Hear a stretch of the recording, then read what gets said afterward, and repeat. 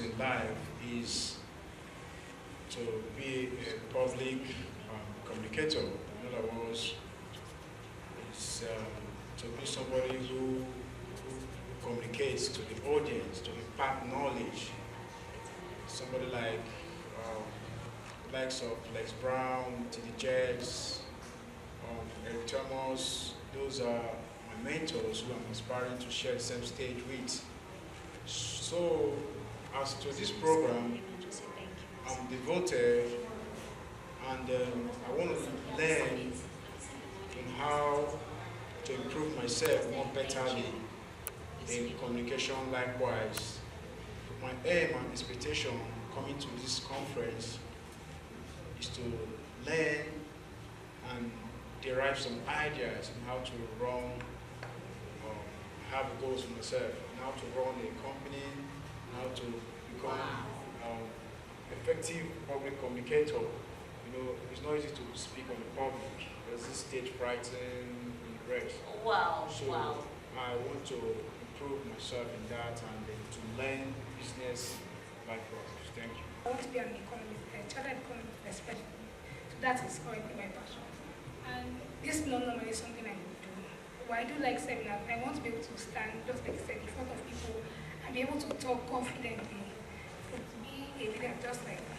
Oh, thank you so very much. Can we clap for her? So we'll take the last person. Well, I'm Roy Ricky. I'm from the East, Ebonyi State precisely. So I have passion for marketing. I have passion for research and innovation. So seeing a program like this, one of my friends here, Siki, had to invite me. So seeing it, I started counting day 1, day 2, day 3. Finally, I'm here to learn, unlearn, and also relearn. That is just my expectation for the program. All right, thank you so very much. Can we clap for them? Thank you so very much. I will indulge you to please take your seats. Thank you so very much. I really appreciate your contributions. I appreciate. There is something that is quite significant about what each of them said. And they said their expectations and passions and dream is to be able to stand confidently on a platform like this and address an audience. And I think that has already been achieved. So can we please clap for them?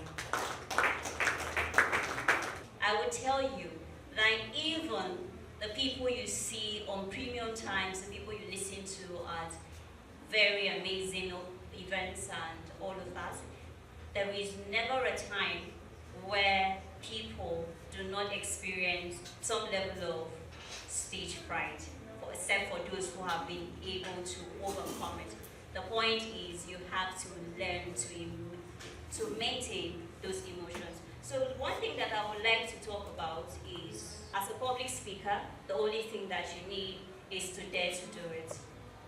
And that you've already done today. So I think that fear you had, I would dare to say that it has already been taken care of. So I would call you my fellow public speakers. Ladies and gentlemen, good morning. On behalf of Seashore Leadership Club, I am honored and thrilled to welcome you all to ReINVENT Conference. As a leadership organization that is saddled with the responsibility of raising and developing leaders, we thought it necessary to organize this conference to commemorate the International Youth Day, which took place on August 12, 2024. We believe that it is time for youth in our society to rise above the subtle wind of mediocrity towards a more noble aspiration in the light of the reformational strides of the current societal climate. I know many will ask questions as, why reinvent? What do I reinvent? How do I reinvent? But I believe that after today's conference, our team ReINVENT will guide our discussions, inspire our actions, and shape our collective future. Today, we gather not merely as individuals or representatives of our respective organizations, but as a community united by a shared purpose to redefine the purpose of leadership in an era marked by unprecedented change. Our team ReINVENT calls us to not only adapt to the rapid transformations occurring in our world, but to lead them with courage, creativity, and vision. This conference is more than just a gathering. It is a crucible for ideas, a forum for dialogue, and a catalyst for change. Over the next few hours, we will engage in deep conversations, share diverse perspectives, and challenge ourselves to think beyond conventional. We hear from thought leaders and innovators who have not only embraced the concept of reinvention, but have made it their driving force. Their stories and insights will serve as a powerful reminder that the capacity to reinvent is within each of us. But reinvention is not just about change for the sake of change. It is about intentional transformation, about rethinking our strategies, redesigning our systems, and realigning our values to better serve the communities and organizations we lead. It is about fostering a culture of continuous learning where every challenge is viewed as an opportunity for growth, and every setback is a stepping stone towards a more resilient and dynamic future. As we embark on this journey together, I encourage us all to be fully involved. Let us approach every session with an open mind, ready to explore new ideas and challenge old assumptions. Let's engage with one another and respect with curiosity, recognizing that it is through our differences that we find our greatest strength.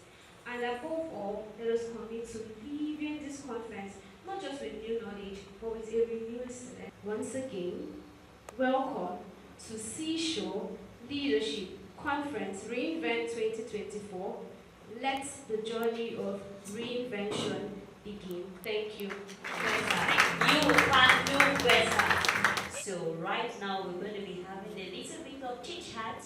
Yes, you're going to talk to your neighbor. Say neighbor, neighbor. Are you sure you're excited to be here?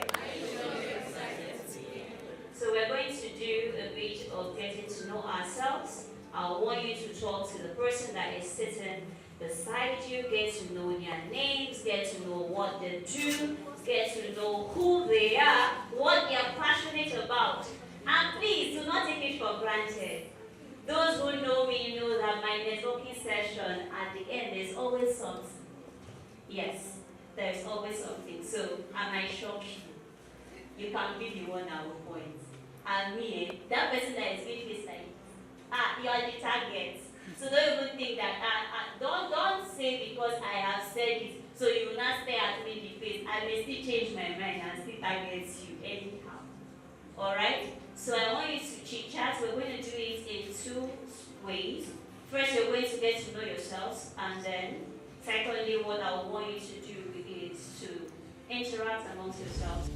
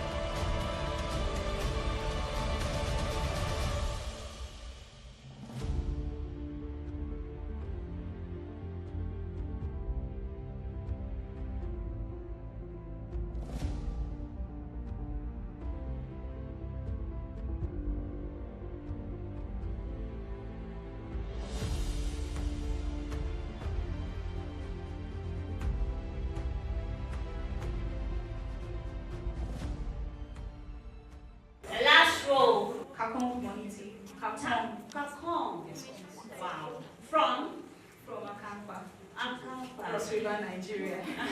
Wonderful. Wow, amazing. I'm getting to learn new names as well. I know Afone Abo, and I know KU, and I know Daniel. Okay, so you know them by their first names.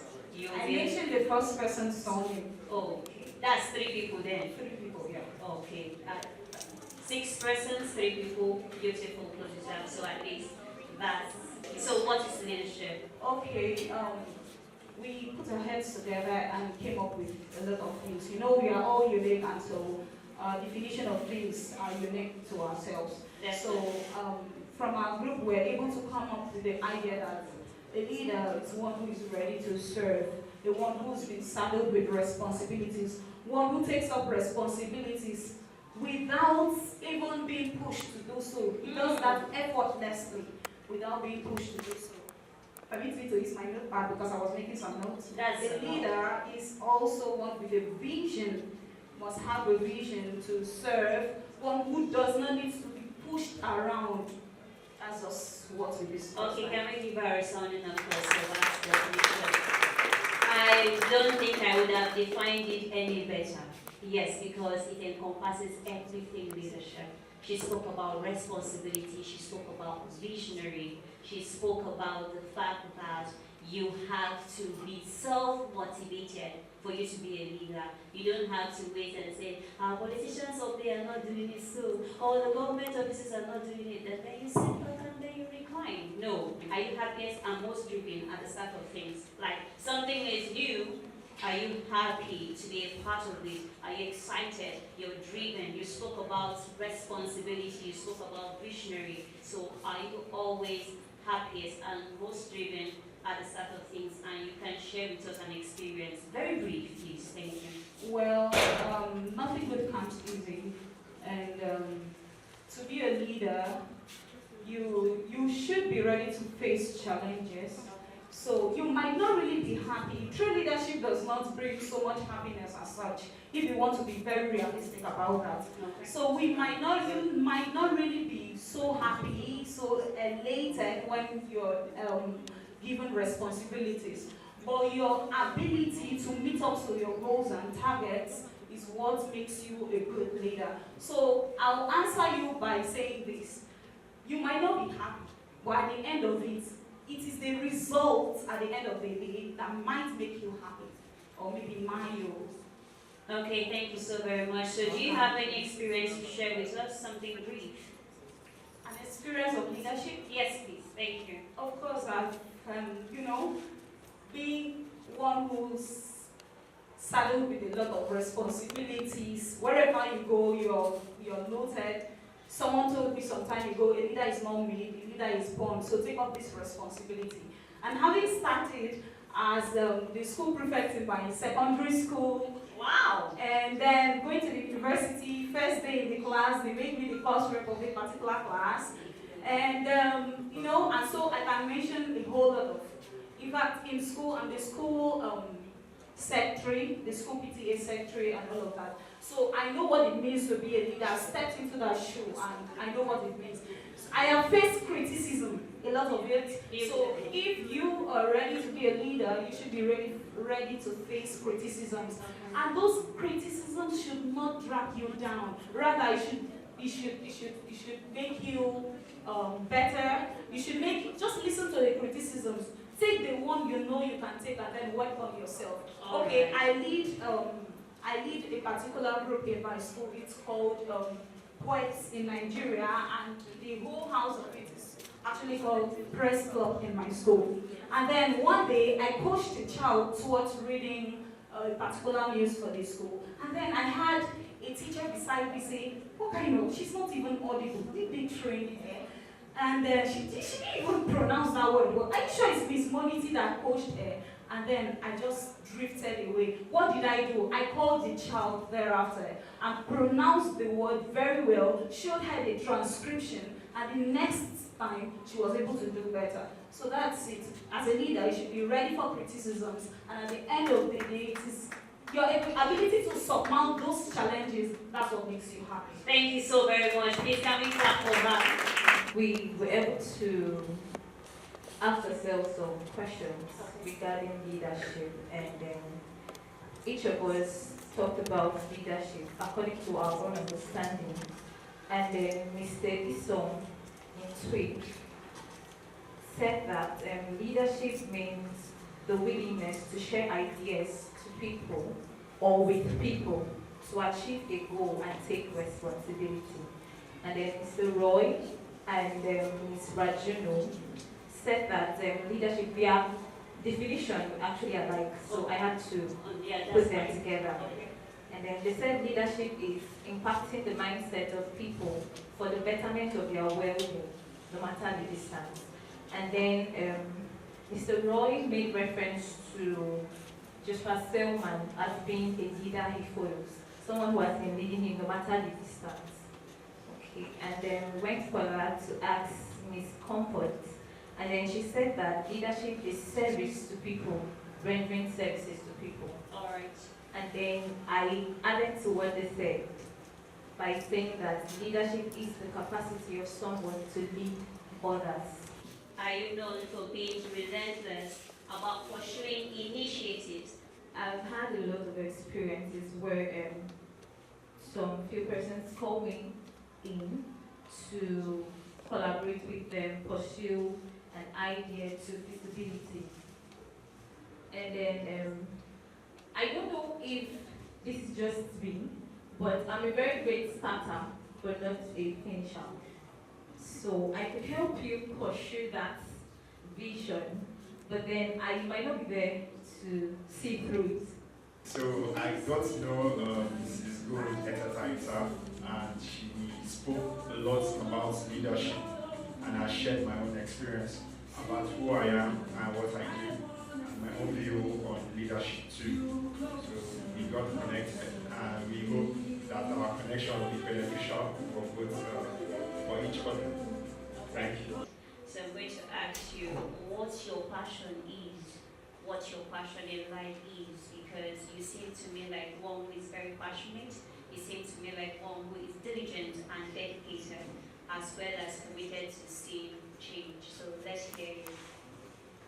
I am more passionate about helping others. That's what makes a good quality leader.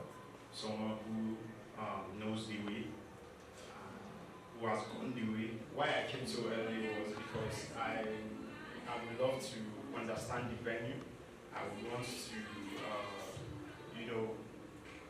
try to be a part. Like as I came early, I saw the designer, the one that was doing the interior decoration, and I was offering a helping hand, extending a helping hand to him. But he said he actually has a team for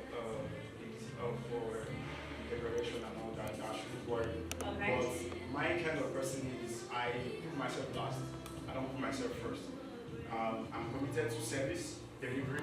I'm committed to helping and seeing change in the community where I belong. Having acquired in-demand skills and experience through corporate employment for close to a decade and entrepreneurship engagements for over 19 years, with several successes and failures in 6 and 7 figures. It helps skilled and knowledge-based entrepreneurs, professionals, coaches, business owners create locally compatible business solutions that are globally competitive, earning them premium reward, recommendation, and recognition. Its result-oriented framework has helped several professionals, teachers, business owners, blue-chip organizations, FBAs, and service institutions. He is the founder of Value Improvement Academy, and his premium results masterclass has helped many find profitable clarity and build a system for premium results. He is happily married to Mrs. Linda.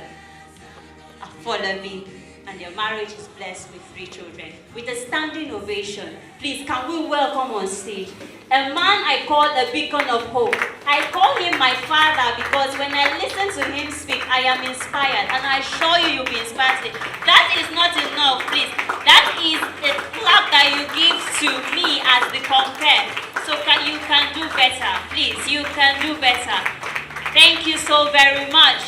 Thank you so very much, Mr. Folobi. Good morning, everyone. Thank you very much for that introduction. There are quite a number of faces here that are very familiar, and I might not be able to put all faces to names, but I know you and you know me. So, I want to appreciate the Seashore leadership for this privilege that is given to everyone seated here to challenge your mind and interact with the future. Because growing older is automatic, but getting better is not. Your fingernails will grow by tomorrow morning, whether you like it or not, but your bank account will not. So you see, growing older is automatic, but getting better is not. And that's the reason why you have to constantly what? Reinvent. And I also want to thank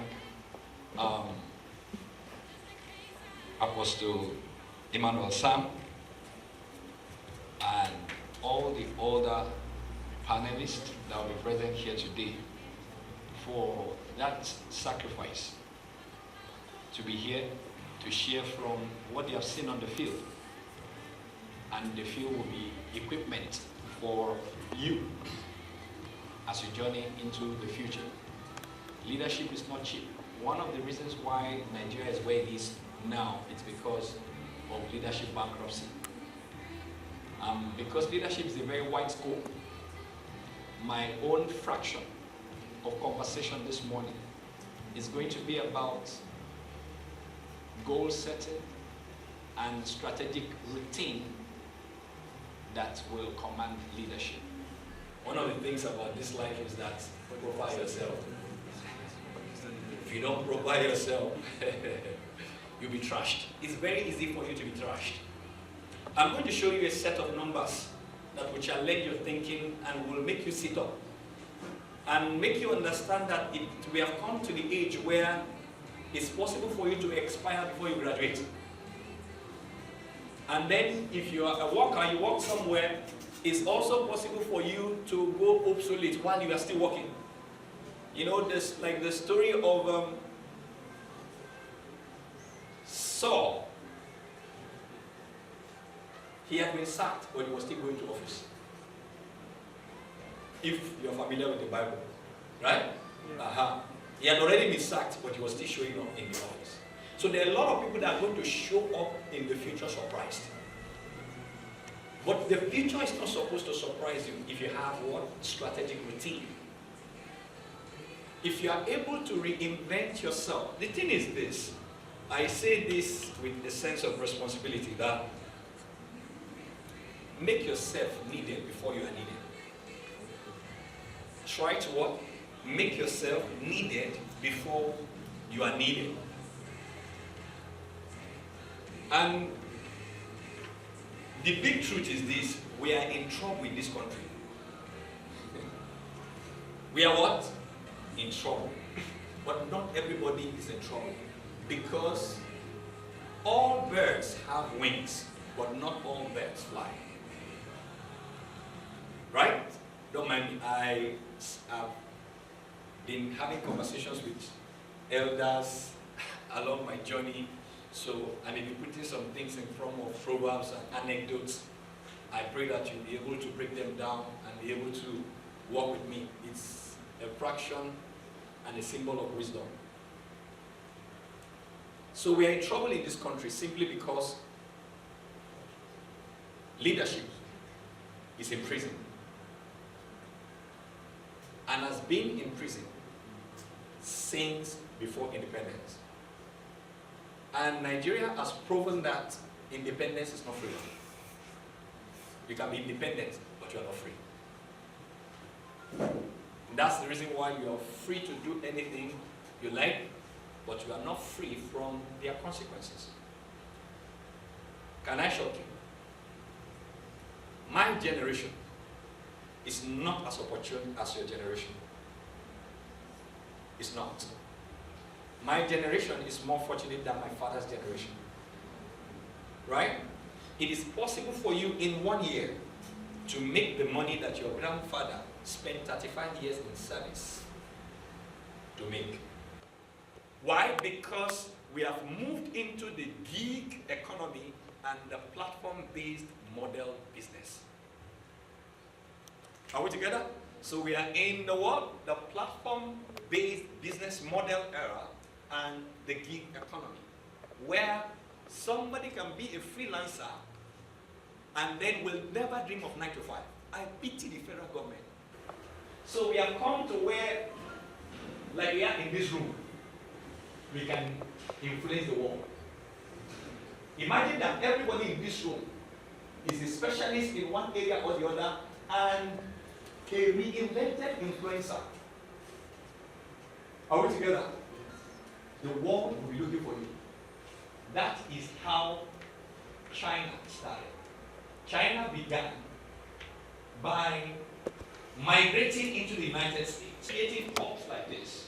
I will get children into the hall and tell them, and bring this and give it to them and say, reproduce it. Don't bother about how long it lasts. Just reproduce it. That's why China base does not last. Is it not China? Don't last. Why? Because that was the foundation. The foundation was that what? Reproduce this. Forget about how long it lasts. Just reproduce it. So they were what? They were driving what? Reproducing what others were producing. They were tapping into the creativity of their people from what they have learned. Right? So that was how China evolved. And today, China is almost 30 years ahead of every other nation, apart from US. Yeah? United States just have bragging rights. I'm telling you the gospel truth. China has population, and China has technology. China has modified and used technology beyond every other country of this world. The only dangerous country that does not make noise, but is very dangerous and lethal, is Israel. Before everybody started talking about, nanotechnology, Israel began it. There was one guy like that whose circumstances labeled, called Jetta. Jetta was born of a harlot. Did he choose to be born of a harlot? No. You didn't choose to be a Nigerian. But nature made you a Nigerian. So many of us say, I wish I was not born in Nigeria. I want to japa. I'm telling you the truth. See, if you japa without reinventing yourself, you will japa that. And if you will come back, either you'll be repatriated, or you will be deported, or you'll be miserable and return to misery. If you don't reinvent yourself before you go. Why? Because of compatibility. The truth is that over 600,000 graduates are churned out every single year. Currently, food inflation is over 40%. Normal inflation is what? 34.5 or 34.7%.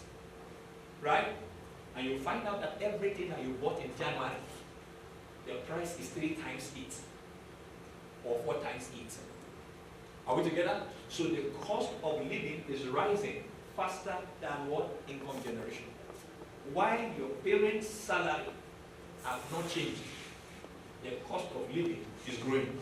And when your expenses supersede your income, your upkeep will be your downfall. So over 600,000 graduates are daily, yearly churned out. Where are they going to? So they are not creating more jobs, right? But what? They are what? Exporting. They are just expunging you from school. Are we together? Somebody asked a question and said that today, the students have more A's and B's. We didn't have A and B. Does it mean that we were not brilliant in our days? And it's not about A or B, it's about the integrity of your A. Abi, there are many people that sought to pass. There are many people that read to pass. Those that read to pass will serve those that read to understand. Somebody might not graduate with a first class, but he might understand the rudiments of that particular course beyond the person that has a first class. I've been on an interview panel where somebody with a third class was drilling somebody that had a first class from another university. That had what? A first class from another university, and the other guy had a third class from another, in fact, a polytechnic. This guy had the mastery and the grip and grasp of the subject and the vacancy, the demand of the vacancy beyond the guy that showed up with the first class degree. What has happened? You will wonder why Robert Kiyosaki wrote that book. Why A and B student, A student work for C student and B work for government.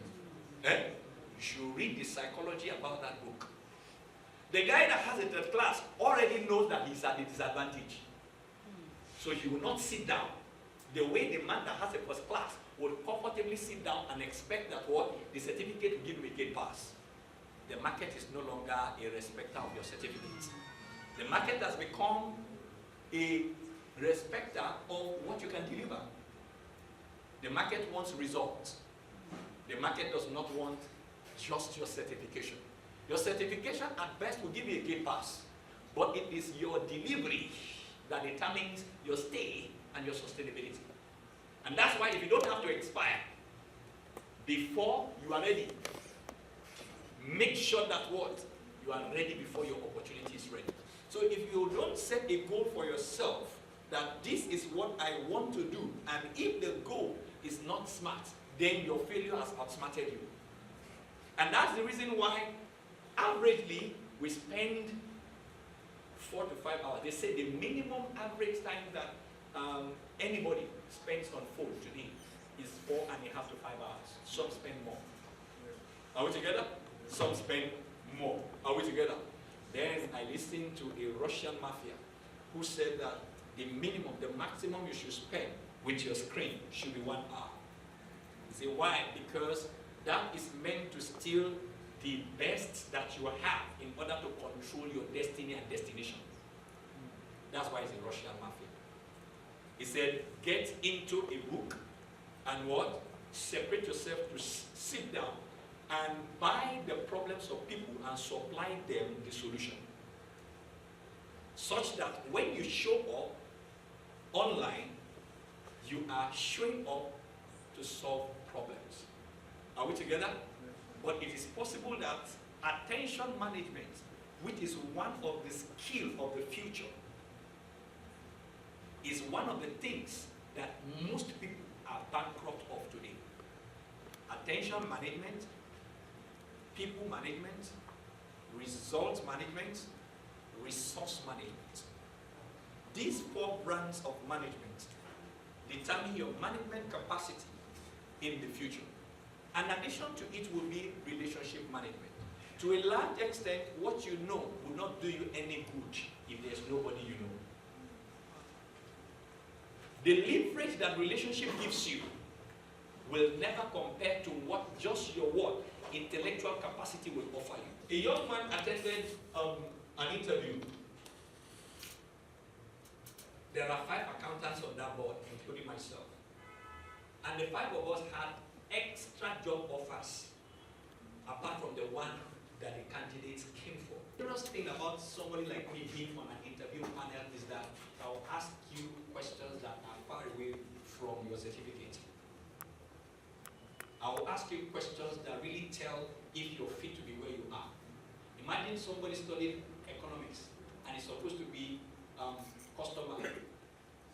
customer service officer and the admin.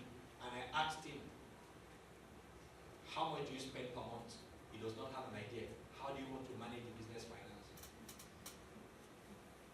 See that how crazy that question can be. So I asked this accounting graduate who of course had a 2-1. I asked him just a 200 level question and the guy was blank. He just could not say, he went blank. He just could not say anything. Why? Goals are not fixed and unchangeable. So you've got to be flexible. Goals are a moving target. Right? If you live in changing times, you don't expect to have fixed goals. The person that started in 100 level, studying accounting, with the dream that I want to be an accountant. Are we together? By the time you get to 400 level, you realize that, man, is either you be a special kind of accountant, probably decide to be a forensic accountant. Are we together? Then that gives you what? A higher what? a leverage above the normal accountant. Are we together? We are coming to the age where even if you have master's degree, it's nothing. Right? Because if you live in a place like Finland, your master's degree, you will be looking for to teach nursery school. Yes. Somebody, a lady had an MBA and couldn't secure a job to teach in a nursery school in Finland, and she was hired. If it's in Nigeria, you say English people they worry about. But that's telling the standard. Are we together? That's to show you what the standard. Now, look at this number here. The number that is here, 56.6 billion by 2027, is the statistics that says that is what is expected to be spent on personal development. That's the global average spend, expected spend on personal development. Right? That means the average amount that we expect people to spend on themselves, to reinvent themselves in order to position for what is coming. Right? You see, reinvention is about proactive preparation. Are we together? It's just like the story of what the 5 foolish virgins and the 5 wise ones, right? So both of them, all of them were virgins. So that means all of you can be graduates. Well, half of you can be foolish, despite being a graduate. So there are many uneducated graduates walking around. You see, when you do proper planning, the execution is simple. Are we together? There's something called the J curve. I wish I had a board here. Draw the letter J. The letter J is like this. Isn't it? Like this. Now, it is like when you plant a seed and when germination starts. You see, that J, it starts like this, Abi. This is where you started from. You will, when you start business, the business will first of all collapse, will be crippled, before it will gain balance and start moving. Are we together? So that J, right? That's when you go below sea level. Are you getting me? You start like this with all hope. When I left banking, as a banker, sound intellectual, say I want to start on my own. I got a very fantastic office, full confidence, blueprints. You see, when you are scripting your vision, it's as real as possible. But you see, reality is opposite it. Got a big office that's in men in Calabar here. They are always bringing resource from Lagos. Why? I want to stay in Calabar here and be as good as those in Lagos. Started understanding those guys and then started my consulting firm. Can I shock you? I stayed in that's my office, well furnished, you know my office, in state housing for that matter. Rented the office in 7 figures. Are we together? Stayed in that office for 6 to 8 months. Nobody knocked there to say what are they doing. I learned one lesson from that journey. Find customer before you find shop.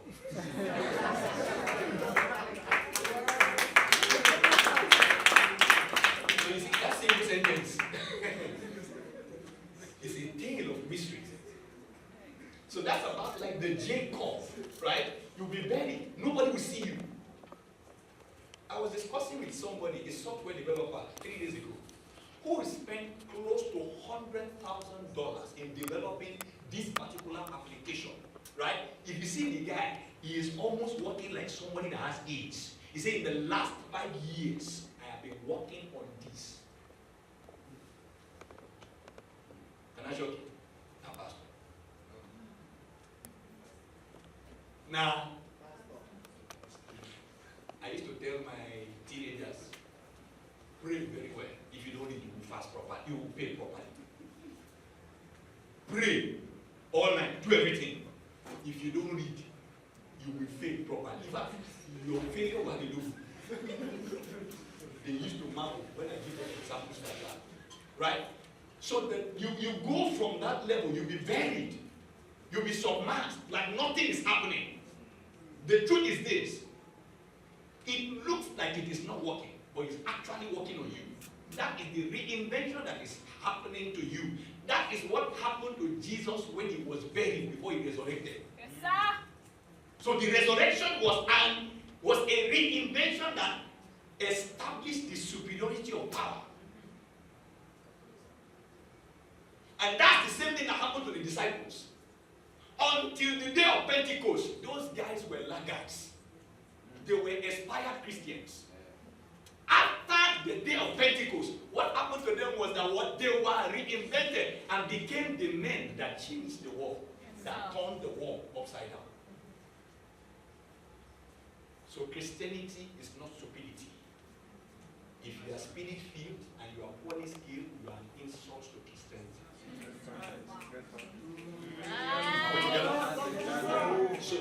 So, good, thank you.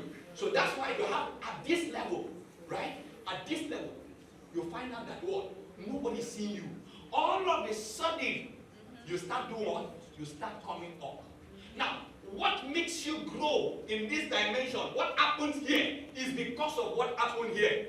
That's why people can get, somebody can dash you $10,000. Now, if you don't know what to do, you will come back to zero. And that's the reason why gambling can never make you wealthy. History is yet to record the wealthiest gambler. And unfortunately, you're not going to be the first one. Are we together? So because the science of productivity is not done. I did a research on it, wrote a book on it. Are we together? So that's what happened. So the sustainability of this rise is the suffer that happened here. The reinvention that happened here. The foolish Gideon will have gone to war with how many thousand people? Until he went to school with the Holy Spirit and they were telling him, if you carry this one, you will come back with casualty. Which is better? Traveling with 22,000 people, 22,000 soldiers, and returning back with 21,700 corps, and traveling, going to war with 300 people and not coming back with any kind of casualty. Which is better? Which is better for you to be able to what? Create new customers and keep none of them, or creating customers that stay with you for 10 years. Imagine that you have customers that 85% of them are lost after the sale, and imagine that you create another set of customers who stay with you for more than 10 years. Which of the two would you prefer? So it's better to be magnetic than to be chasing customers. And that takes what? A reinvention. And that's what we're saying here. Are we together? That's why I said, apart from just looking at it that it's about goal setting, it's not just about goal setting. You can set the best goals and never score any. So lofty goals does not equate success. Are we together? That they say think big, or think big, or big and small. Are we together? Break it. You've got to break it down in chewable form. And that's why my session is categorized into three. Number one is status reality. Right? Part one is status reality. And part two is what? Required capacity. Developing required capacity. And then part three is about what? Actual commitment. That is how to move from goal setting to goal realization. Now we're talking about goal. I have a goal to increase my YouTube audience by 25% of the audience I engage live. Right? So if you have a phone here now, okay, just go to my YouTube channel and subscribe. Right? I have a gift for you there. I have a gift. Once you subscribe, get back to me. You get the template for goal setting free of charge after this class. Right? So if you need the templates and more on what we are talking about today, you will do the subscription. What I simply did in less than 30 seconds here right now is what we are about to explain. I said status reality. Do not just jump into setting goals, right? How do you start to set goals? We are going to use a management tool called the Wheel of Reality. And I want every one of you to participate. If you have been in any of my sessions before, you may know this particular tool I'm talking about. Now, this tool is called the Wheel of what? Life and Reality, right? So before you set a goal, right, know what you are setting. Are we together? The labor of the foolish would weary everyone because he does not know how to go to the city. Right? So we say status reality. That's part one. Status reality. That's status reality. Why did I say status reality? You are going to pull out in your paper, draw a circle. Draw a circle. I want everybody to participate so that you can follow me. You can know exactly what we are doing. Okay, 10 minutes. No other. 10 minutes, go do me. Go do me. Now, the reason why we are doing this exercise is for you to understand that you have to piss off 80% of the people that you know for you to be able to get the 20% of people that you need. Are we together? Right. To be indifferent is the least profitable outcome you can have in your life. To be what? Indifferent is the least profitable outcome you have. Draw a circle. Divide this circle into 4 parts. That is a perpendicular line and a vertical line. So it is divided into 4 different parts, right? And then further, divide it diagonally like this, right? How we draw it? Is it possible? Yes, sir. Okay. Divide it this way. So you are going to have this way, like this, like this, like this, like this, isn't it? So when you have a circle, right? From the point of intersection of all, that is from the radius. You still remember the mathematics that from the diameter. Diameter is the one that reached it to end.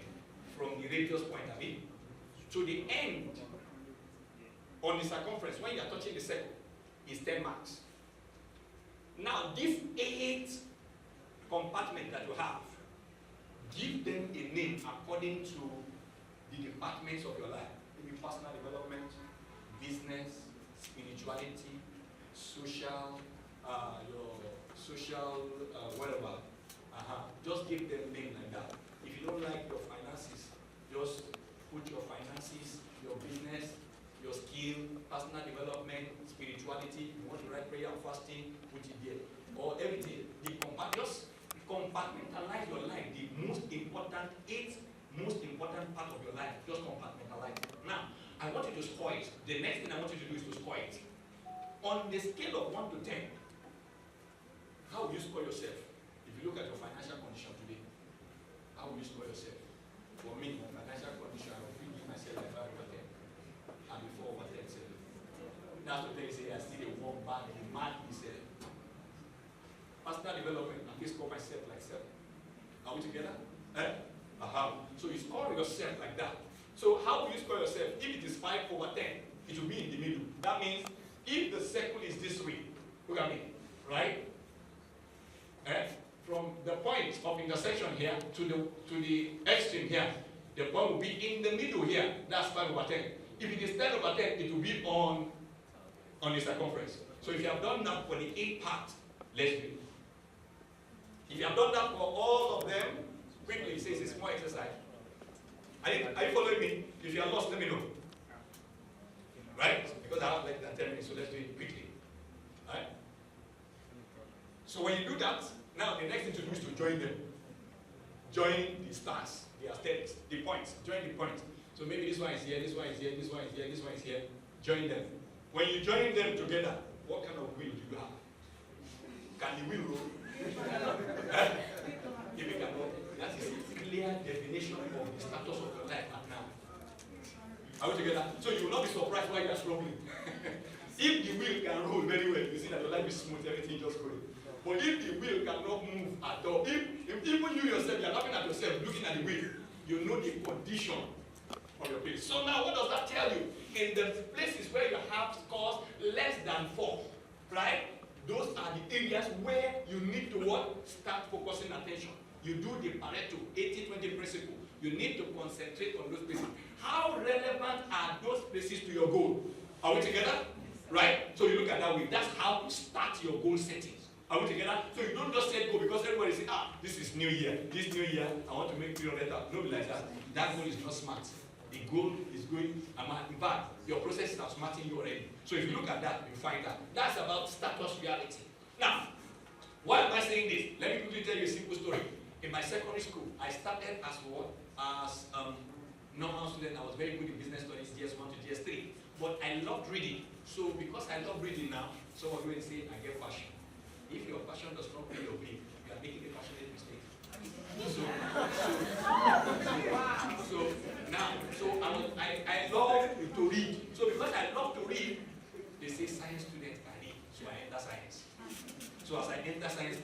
as per se, I love to read and the rest of them like that. I never scored above 46 in chemistry.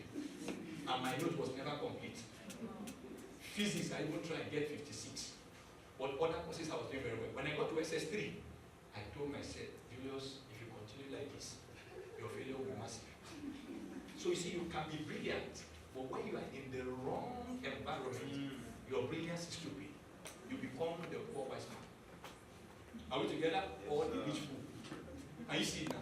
Both of them are in the same category. So, what happened was that SS3, January, we are going to write exam. That time is May, June. We are going to write exam May, June. So January, I told myself the honest truth. I did what we call U-turn management. Right? No matter how far you have gone, right? In the wrong direction, speed is not an advantage. So I told myself, I went to the school, and I told them that, please, I want to go back. I want to write commerce and accounting. Right? And the school told me that in SS3, how? You are going to write a letter of undertaking that you will score above 60%. Now, my parents are not that letter to understand my predicament. So, there are times nobody will understand what you're going through except you. Yes, sir. Yes, so, I had to write the letter of undertaking. That was the commitment to my dream. Okay? I wrote the letter of undertaking that I will pass on the behalf of my parents, forge their signature. Now, me, the name that will be on my result is not my father's name. Yes, it's my own. I mean, I signed the letter on their behalf and submitted it to the school. You know what now happened? I looked for my friend that was very good in accounting. Every day when I close from school, I will follow him home and spend 2 hours and he will teach me accounting. Right? Commerce was not a problem. By the time I was going to write in that 6 months, 2 hours on a daily basis, that is the strategic routine. Are we together? That's the what? The strategic routine. By the time I wrote WAEC, I had a C4 in accounting. I had an A2 in commerce. Plus all those ones. Are we together? Plus all those. So the guy that taught me accounting eventually did not study accounting. I studied accounting. Can you see? So there are people that you will meet on your journey. We often meet our destiny on the road we take to our wedding. 2 farmers set out to be fishermen. They didn't have boats. Right? You demand, oh, do we want to start business? And he won't say. The guy said, no. Let's send it to the guy. If the guy will pay us a premium. And they gave the guy the cost of what? 2 boats. And the guy was willing to pay. If you don't know your worth, they'll buy you cheap. That's the reason why you need to reinvent. Right? So these guys sold 1 boat for the price of 2. Now they had the opportunity. They already had the capacity to build boats. But they wanted to do fishing. Are we together? So now they started building the 2 boats. And then another investor came and said, this guy bought a boat from you guys and I love this so much. Do you guys have boats? They were building 2. The long and short of it, those guys never became fishermen. They became boat builders and they built yacht. It is called the Princess Yacht. It's $1 billion business today. Will they have made $1 billion business fishing? Some of the things that you are presently doing is not your goalpost. It is just a journey to your goalpost. So be flexible enough. That's why I say goals are not fixed, but they are changeable. Are we together? And then that goal, big goals, does not guarantee success at all. Are we together? So, and also understand that goals are what you must have infinite mindset. Be ready to change it at any point in time. That's my story. This guy said that the secret to success is to be ready when your opportunity comes. That's Benjamin Rezzarelli. Now look at what Stephen Hawking said. He said, however bad life may seem, there is something that you can do and succeed. As long as you have life, there's something that you can do and succeed. Now, I've already given you the gift. The gift is a vehicle to my what? Goal. So only when you comply can you do what? Get the gift that I want to give to you. Are we together? And at the end of the day, at the end of this class, I will go back and check my subscribers. They are less than 100. Write down funnel. Right? The normal funnel is like this.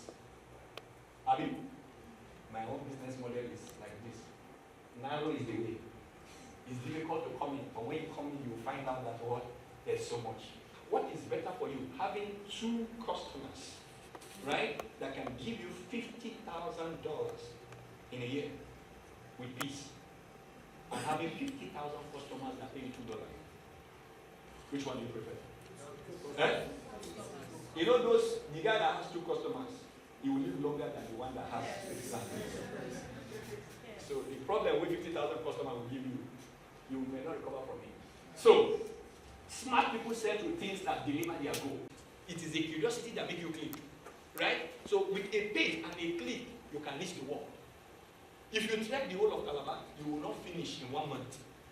But with just a landing page, you can cover Calabar and Facebook ad. Do you agree with me? Yes. So you can make what? 5,000 sales if your copywriting skill is lit. Are we together? Is giving, according to Gen Z. I mean, is Gen Z body. I mean, is lit.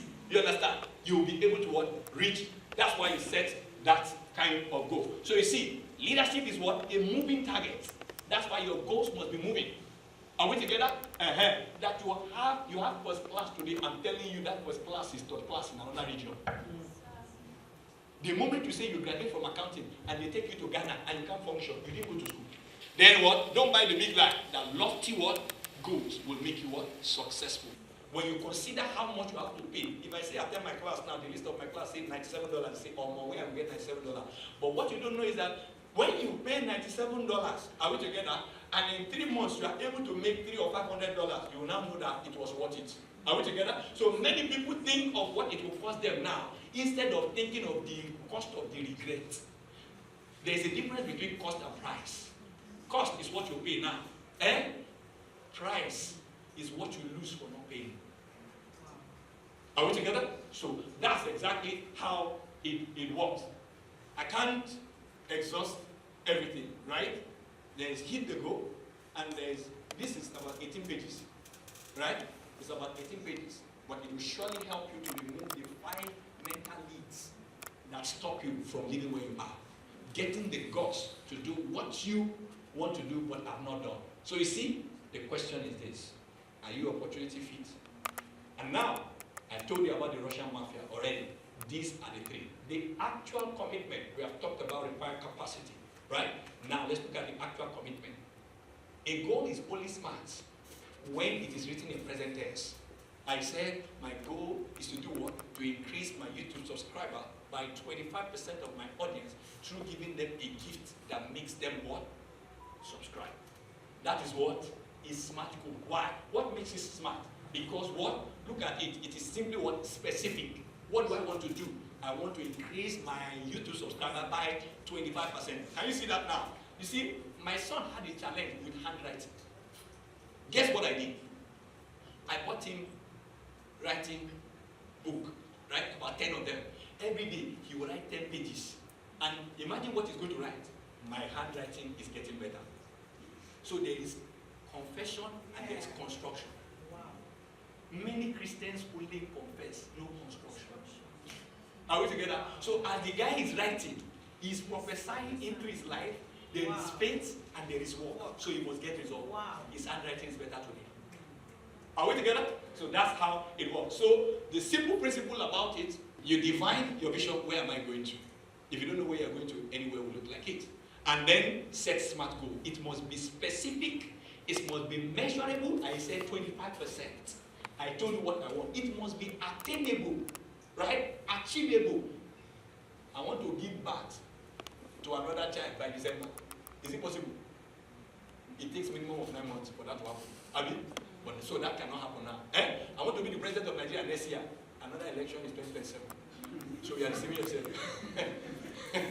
So when you say, I want to grow bigger, you have not yet told us what you want to do.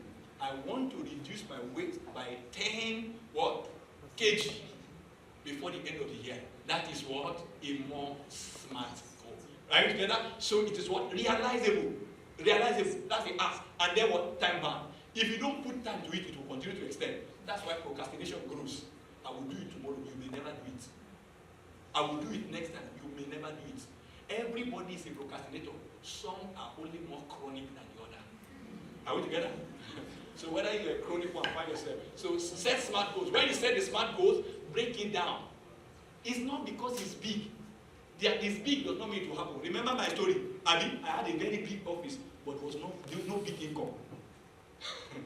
That's why a Jigani shop, that guy that puts his shop, sewing machine, on his shoulder and trek about was better than me in business.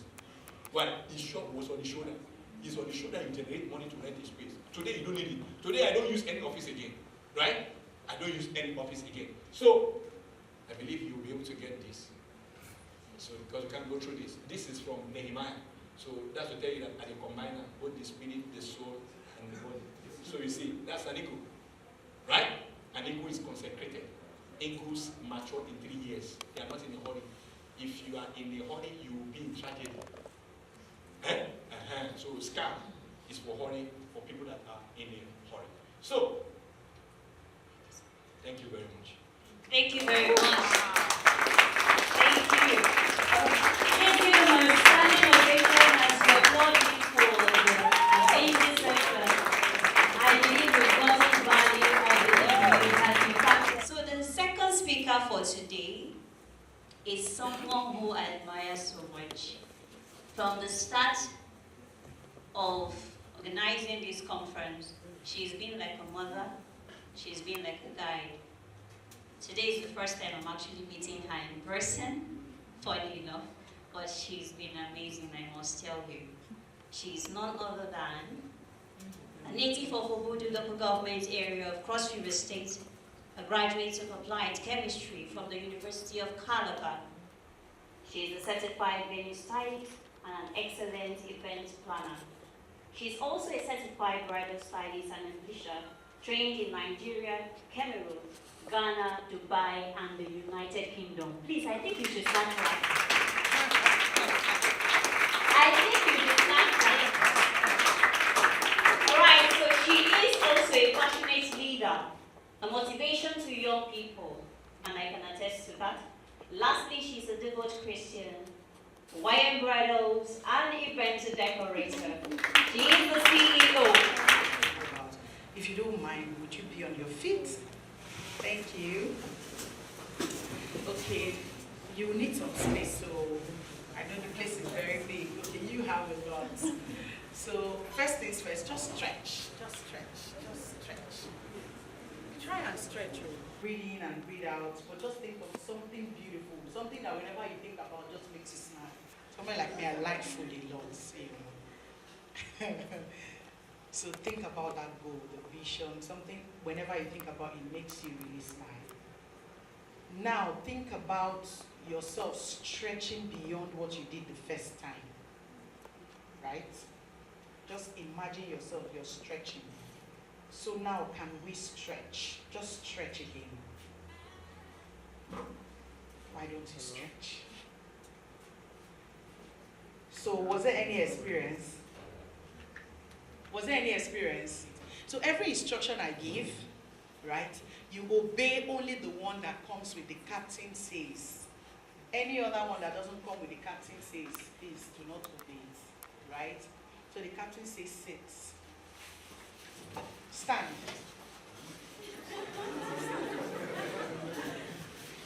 What just happened now? What just happened now?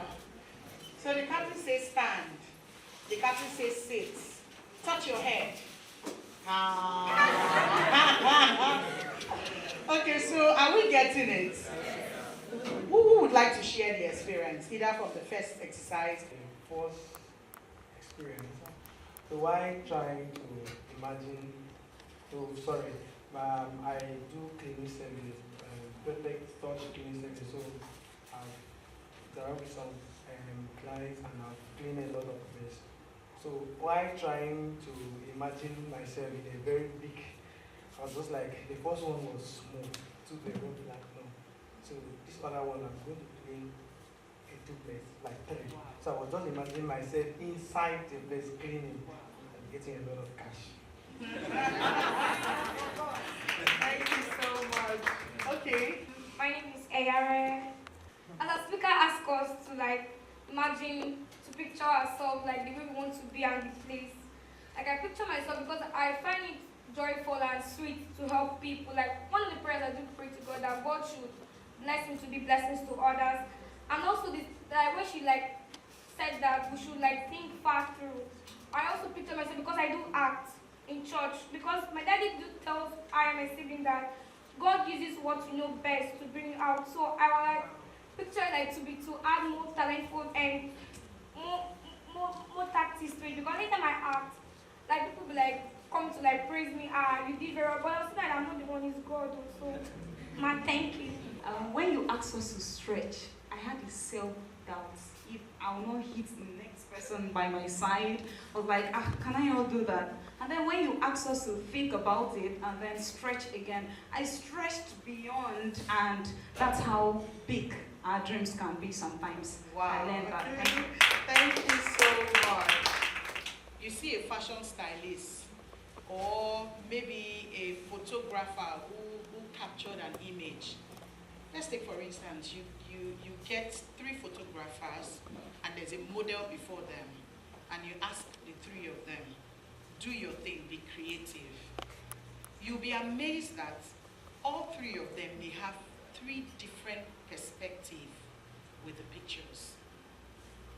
And when you ask them, some may just be there, they may just give you the plain picture the way it is. Others may think of something behind maybe the outfit or the look of the model or attach a story to it. And then when it comes out, you'll be amazed that every of the photographer, if they have the creative mind, they can interpret word for word what they were able to do and why they did that.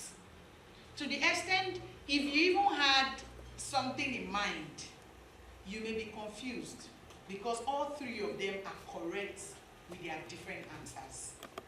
So what do you understand by creativity? What is creativity? Someone is raising a hand. Yes, please go on. Is bringing into existence what has never been. Thank you. Wow, thank you so much. Bringing into existence what has never been. Let me just add to that. It may have been there, but you're thinking, let me use a layman's language. You're bringing your own ideas, your concepts. For instance, what I'm wearing today, I saw it on Pinterest, but the original picture is not exactly what I'm wearing. So it means that you can be creative even while you're looking up to somebody who is better than you. Don't allow people tell you, and creativity means that it must be your own idea, your own thinking. There is that part of creativity. But for a startup, somebody who is just starting, you can have, just like somebody who wants to grow in the leadership skill, you look for people who are doing excellently well. Our speaker talked about that. You look for people who are like your mirrors. They are doing well. They are where you want to be and even beyond. So you look at their style, look at their principle, copy their principle. But in creativity now, you don't do what I said, copying and pasting verbatim. For instance, she said she's a writer. Imagine every time she has to write, she has to go on Google or LinkedIn and then just copy word for word whatever somebody is saying. If she meets another writer or somebody who is well-read, may just say, no, this write-up is from this person. So what makes you distinct? What separates you from the crowd? That is your creative ability. And of course, going beyond the norm, we know what the norm means. There's already something set aside. This is a process, this is the standard. So you're either going above it or you're going below it, depending on your terms. So creativity beyond the norms. But whatever I'm going to be saying or whatever I'm going to be sharing with you is not far from what our first speaker, I'm still saying it again. I wish he just didn't stop because I was learning a lot. And these are things that we pay so much to learn. So much, you don't even get half of this knowledge. But when you think about creativity, oh, I want to be a creative person, I want people to see me as a successful people, what truly comes to our mind? Yeah, I talked about it, I'm going to emphasize on that. Many times, particularly believers, I'm sure a lot of us here are believers, we do what we call the religious Christianity. We can shakabalamaya for 2 minutes, 1 hour, 2 days, attend programs back to back. You can shout what God cannot do does not exist. But when it has to do with the work that will put you where you are supposed to be or help you achieve that vision, you will say, other time. For instance, you've set a goal to say, I am 20 now, by the age of 25 or at the age of 22, I'm going to do this. You get to 22, you say, I still get time. At 30, I will do it. You say, I still get time. And when people ask you, why have you not achieved this thing? You say, you will give an excuse. So you see me, when people, even my team, when they come and they give a lot of excuses, I like to listen, or when I'm done listening, I'll tell you, all this your excuse is very sweet in the ears. No matter how constructive you have put those excuses, it's so sweet. You can even convince me, I'll say, oh, sorry, oh, hey, yeah, oh. But the truth is, it has not moved you from A to B. It's only sweet to the ears. You may look appealing, you may convince me with your words, your actions, but you just prevented yourself from moving from where you are to the next level. That's the truth. So, if you must be creative, if you must do things that you'll be happy with yourself, I will give you an instance. You're in a place, have you ever been in a place where somebody asks a question and you know the answer very well, but you just chose, maybe I don't go get them or I don't know it, or you're not sure. And then somebody you feel you know better than, in quotes, raises his or her hands and then answers the question or does the assignment and gets the credit. How does that make you feel? Have you ever been there before? I have been there several times. What was the feeling? How did you feel? Sorry? No, I need to know. How did you feel? Sorry? You feel you would have just tried. You feel like sometimes, leave this thing, prepare for the opportunity. Prepare. He said something that is ringing a bell. Look for the customer. There's another business I want to start. That is like a pause. I think this is just God speaking to me. Why? Calm down. Look for the customers first before you launch out. So you must be prepared. You must take good of every opportunity, just like you're here now. Some of your mates are out there, maybe fiddling with their phones, doing all sorts of things. But you may think this is just, you came for a seminar, everybody is talking. Even if you take just one word from here and you can run with it, and you do that consistently, learning from people who you want to look like, you'll be amazed that in 2 years, 3 years, 5 years, your life will be better than the one who has not improved on himself or herself. So, what am I trying to say in excess? Do the work. Do the work. If you ask anybody that is successful, they will tell you one thing is common with them. Hard work. Hard work. If a successful person tells you what their itineraries are like, you will be amazed. Some don't even get the normal 6 to 8 hours of sleep. You feel like the day, 24 hours now, is even so small. It's so short that you can't even achieve what you intend to achieve. Yet, you wake up from, or you get up in the morning, and the first thing you go to your phone, and you're watching people who are making money from what they are feeding you with. Whereas you have ideas, you have visions, you have goals, that if you wake up and you say, okay, I'm going to do this, you're going to plan your life, and planning your life starts with the very little things. It starts with being consistent in saying that every morning when I wake up, I'm going to brush my teeth. That's how it starts. It starts with the very little things that when I wake up, I'm going to lay my bed, clean my bathroom, ensure that I look good. That happens to me. There's a way I will look. it feels like my self-confidence is not intact, especially for us ladies, you understand what I mean. But there are days that you may dress in a certain way and you'll be like, I'm ready to meet the president. But you have to prepare for it. I've had a situation where I was in the office. That was the first time I had the opportunity. Somebody called and then they said, come. And that was former excellency, the wife who wanted to do a birthday shoot and needed us to make an outfit for her. And then they called me. When they called me, I wasn't dressed. I just came to work like every other day where we had a lot of things to do. So I wore a shorts, you know, and just normal slippers and a polo.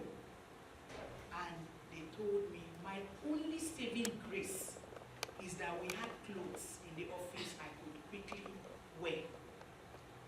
And on my way, I had to pass to buy a shoe that I never budgeted for. Now, imagine I wasn't a fashion designer, or I didn't have clothes in the office to wear. And this thing I'm saying is that come now. And you know such calls, when they tell you come now, if you're not there at that point, you miss the opportunity.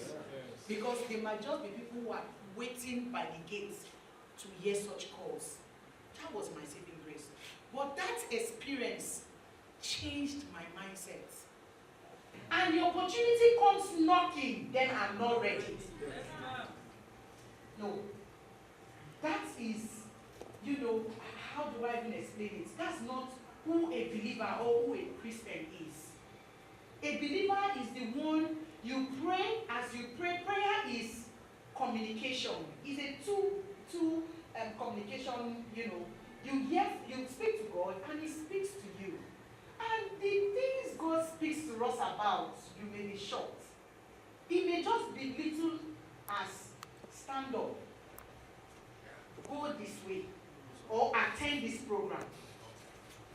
Stand up, do this. It may be as little as that. Think about the breakthroughs, the very little breakthroughs you've made. Think about things that would have stopped you from being in that meeting, or meeting that person, or being in that place, or taking that action. So imagine the many times you procrastinate. You say, I will do it tomorrow. 6 o'clock.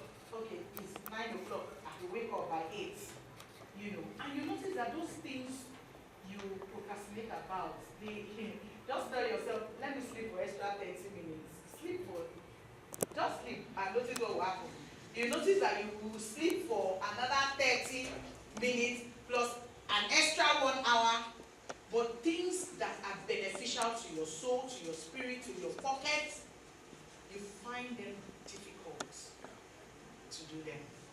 But if you can train your mind, that's where we're going to be dealing with. Training your mind. If you can train your mind by taking baby steps. What did I say? Yes, let the goal be big, but bring them in a way that they are realistic. So don't just stay here, you're making 10,000 and you say, I'm a billionaire. It's good to say you're a billionaire. But first of all, conquer your first 10,000. Move from your 10,000, add another 0. Say, okay, from this one now is my 100,000. From that, you move gradually. It's easier to grow like that, slowly but consistently. When you grow that way, you can look back. When you're faced with challenges, you look back and say, but I did this now, so I will do it again. Are we together? Yes. So there's this song I like, because creativity, if you're creative and you don't have money, there's a problem. Don't allow anybody to deceive you. God wants His children to be wealthy and comfortable and enjoy life. I like money. And I work hard. She shows on you. Thank you, sir. So out of my spirit, there's so much money. Out of my spirit, can't you smell the pounds? Money is coming. Are you ready? Out of my spirit, and I'll never be unhappy again. Do you like this song? Yes.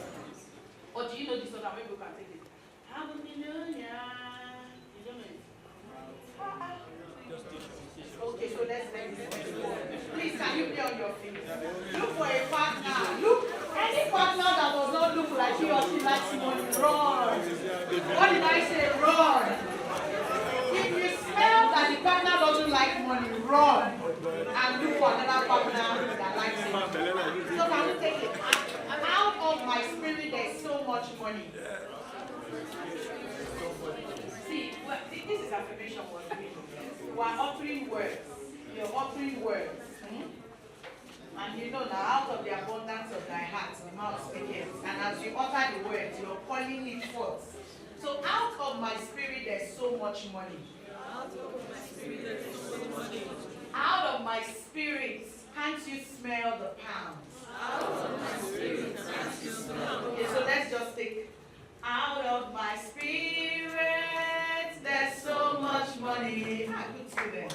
Out of my spirit, can't you smell the pound? Can't you smell the pound? Money keeps coming. Money keeps coming. Out of my spirit. Out of my spirit. And I'll never be unhappy. I'll never be unhappy. One more time.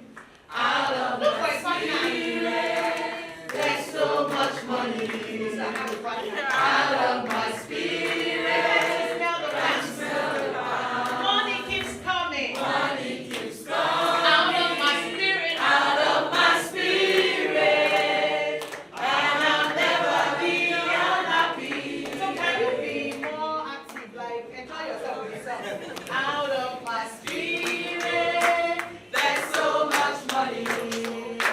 Out of my spirit. And smell the pounds. Money keeps coming. Out of my spirit. And I'll never be unhappy again. Thank you so much. Out of my spirit, there's so much money. When you wake up in the morning, anything you want to achieve, that's also the creative mind. You can create your life the way you want it to be. There's a book I read, The Secret by Rhoda Bryan. I don't know who I've come across that. It talks about the power of attraction. It's not like physics where you say like poles attract from like poles. That book talks about you attract your kind, you attract your thoughts. Whatever you wish, and that is so true. That's why sometimes when you think evil thoughts, whether knowingly or unknowingly, you just see bad things happen to you. Haven't you observed it? So if you've experienced that, that book talks about if I want wealth, or if I want a certain, maybe, let me use the word, I want a certain figure in my finances. Before you know it, you will attract the people around you that would also be like minds with you. Even in business, in entrepreneurship, you will start attracting the kind of customers you want to attract. A speaker made a statement. He talked about his son. He said something that was very striking. As his son was writing it, right, he was writing by practicing. That writing is practicing. That writing is consistency. He didn't just lay hands on the son, receive the Spirit to write well. Or he didn't just say, I'm going to sow a seed on behalf of my son. These things have principles, but I focus on the vision and avoid distractions. So if you have friends or people who are always taking you away from your goal, please cut off such friendship. You don't owe anybody any explanation. And then don't get too excited. Maybe I'm just going to end here. If you have a group, I don't mind, I'll share the notes. Then maybe they can go through. Don't get too excited when you first make your first big move. Don't get too excited. That's where a lot of us in short, I also got it wrong then. You just made maybe your first 1 million or the first major recognition, and you get so excited, then you just blow everything away, and then you have to start all over again from scratch. So when you're excited, we're not saying you shouldn't celebrate it, but don't get too excited and don't get carried away. Thank you so much. Thank you so much. Yes.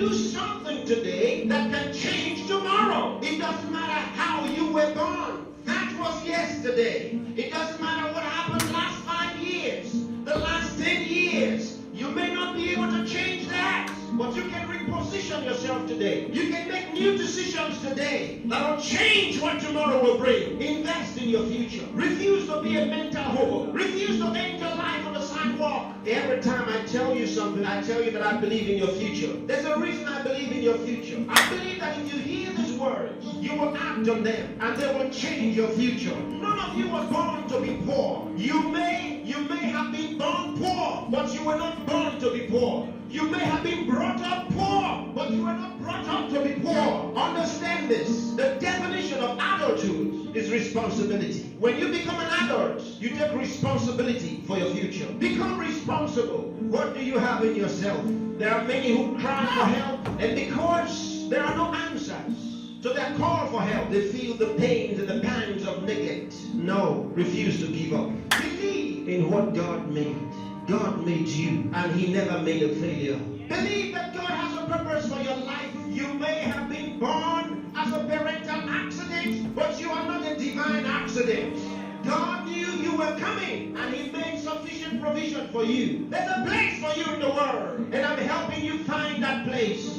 There are certain things you must do for all of what we have discussed to be a reality. There are things that are not in abundant supply. They're limited. One of them is time. Save time. Save it. Keep track of your time. The Bible says for us to redeem the time, because it says the days are evil. You don't have extra time. Life is not a game. Therefore, make every day count for your life. Improve yourself every day. Introduce something into your life that counts. Choose to be a success. Become inspiring. Distinguish yourself with character, with excellence. If you're a musician, be a musician with a difference. Become inspiring. Whatever you do, do it with excellence. Put yourself and your best into what you do, and change your world. Remember, there's no extra time. Therefore, whatever you do now, do it the best way the first time. Success is waiting for the man who says yes to success. Success is waiting for the man who plans for it, who reaches out for it, who says, I'll wake up, and he wakes up. Who says, I'll read this book, and he reads it. Who says, I'll go to school, and he goes. Success is waiting for the man who makes a decision. So time is important. Time is important. Don't spend your time watching television 24 hours a day. Don't spend your time watching video 24 hours a day. Those that you are watching have put their best into what you are watching. Change the position. Say to yourself, I will be watched. You know, sometimes I'm concerned. There are those who only think about designers' perfume, designers' clothes, designers' shoes. Where are your designs? Where are your own designs? Challenge yourself for the future. There's room for you. There's a place for you at the top. There's a place for you. Train your mind and use it. Give yourself to a teacher. Give yourself to a tutor. Train yourself. Train your mind. And if you train your mind, it will be ready to deliver to you thoughts, the right thoughts and ideas that will earn you commercial value. There's no poverty for the man who has made an investment in his mind and is willing to act. There's no hunger for the man who has trained his mind to think through on every problem, to solve every problem. Train yourself, think through a problem, and render a solution. Let men come to you for advice. Decide to be smart. Decide to be a problem solver. If you make that decision, that's what you will be. Problem solvers are in short supply in the world. There's a place for the man who chooses to be one. Engage yourself in national issues. Get involved. Get concerned. Some of you here are the best writers in the country, but where are your writings? Maybe you are sleeping too much. Maybe you are resting too much. Maybe you are playing too much. It's time to put your best into that writing. Let the country read your writings.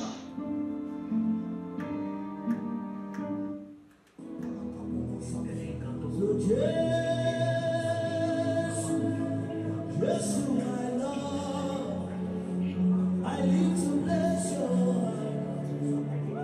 I need to let you know.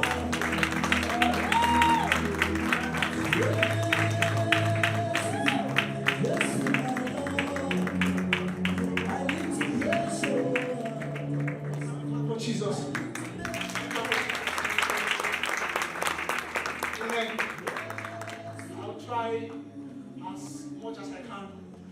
sound too spiritual. Yes. I'll try. Amen. See, our speaker said something. Can we clap for that, please? God bless you so much. It will be an error if you leave this place filled with this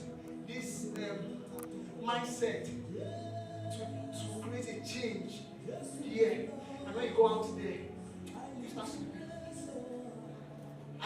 I decided to dance for Jesus because it became a calling. It's my calling, it's my purpose. Strictly for Jesus. And there are better ways you can make money without tagging prices in church. Social media is one of the strongest tools you can use to influence yourself. I got a dance award from the US 2020, and I was placed on monthly salary for 1 year, $50 month after month for 1 year. And they said, I love your dance, and they love what you do. And they changed my Facebook. $50 there was like $25,000. Month after month as a student then. Why? Because I didn't sit. I didn't just pray alone. They saw me on Facebook. Let them be a platform where they can see.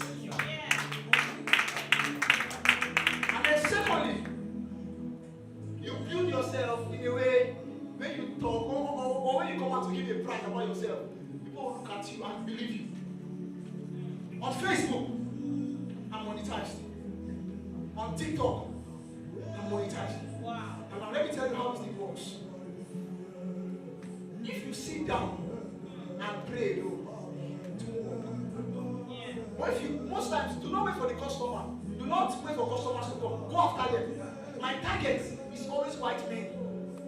Now, when I dance to a particular song for 3 minutes, 2 minutes video, they pay me like $300 to $400 to $500. By dancing to one song.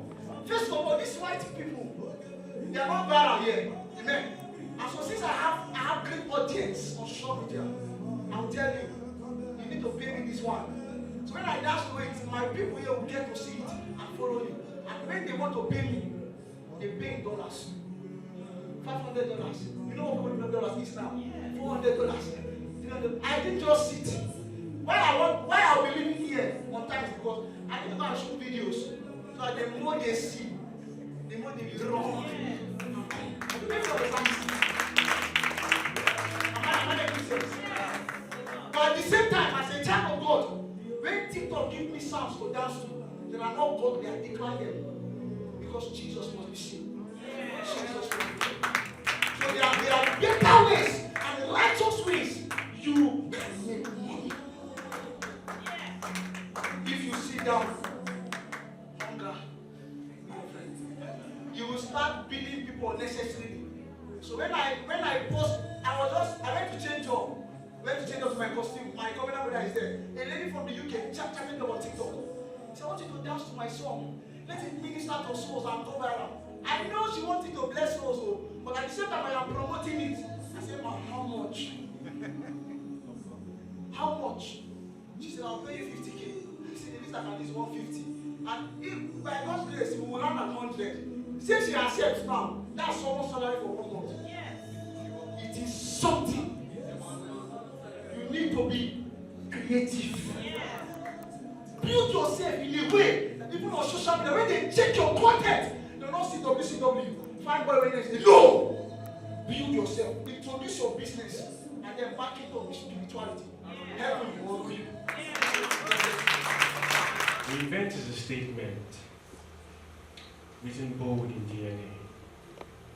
A statement that unearths the foundations of a city set on a hill, thus showing that building what it must represent. It defines the true purpose of candles under bushels. It shows this light what it truly is. It is as a word from the very mouth of God, one word of flood that is sure to sweep you off your feet. But know this, these waters are currents flowing from bedrocks of blueprint of destiny and purpose.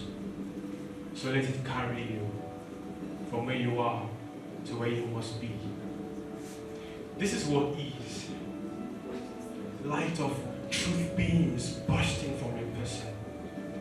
I only dare you to face yourself when you begin to unravel. New is not far outside. New is within. Look there. A wise man once said, all it takes to fulfill purpose is inside of you. Do you know what is inside of you?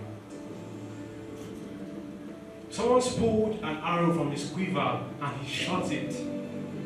An arrow pointing away from what has been to what can be.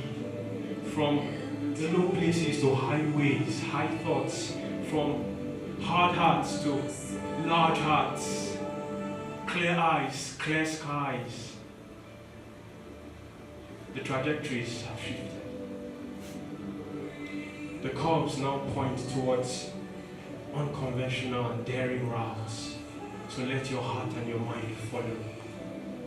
Do not say I am small, because truly one is meant for 1,000 and two for 10,000. Thank you. The question I want to ask Mr. Folabi was, when you say you have challenges about getting your clients or your customers for 6 to 7 months, what are your journey steps? What are the precautionary measures you deploy in having customers? What are the skills you put in place to have your customers and start making progress with your business? So what happened to me then was that I noticed that, okay, the environment where I was, Calabar, is not such a place that they pay for knowledge, right? And they like to import things. So between that time and when I started having customers, in fact, my first customer came from a referral, and it was big, right? It was a referral. And what I was doing between when there was no customer was that I was writing. I was writing because I don't believe that there's anything called free time or idle time. Your idle time is your productive time. You understand? So I was writing. And that writing came from like a seminar like this in my workplace. The presenter said that capture your thoughts in writing. That was the sentence that launched me into writing. So you can't catch me without a notebook, right? And that singular sentence made me to start writing, researching and all that. And while I was looking for customers and partnering, I had professional associations where I was a part of. So I took up the option of presenting in those professional organizations for free. So what I was doing, I was showing myself in the areas where I was needed. So it is one thing for you to be competent and capable. You have to understand who do I need, where am I needed, where are they? Do you understand? So no matter the fasting and the prayer, the seed of corn will not grow on this concrete. So environment matters. Are we together? I was telling somebody yesterday, smart people don't stay in Calabar. They groom themselves in Calabar and what? Make money outside Calabar. From my own experience. Do you understand? So I closed the gap of what scarcity of customers, but I learned a big lesson. Do you understand? Do you know that for like 1 or 2 years, I was with my landlord.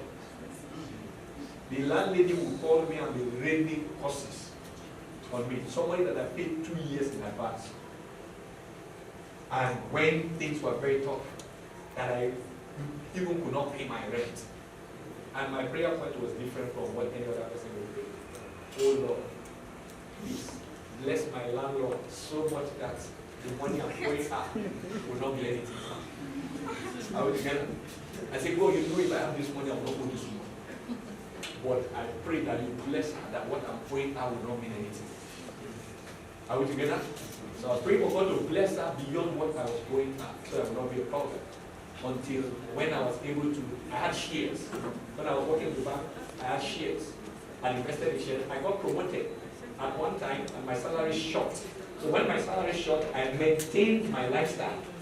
Do you understand? And invested the difference in my salary, right? In buying 10,000 shares of GT.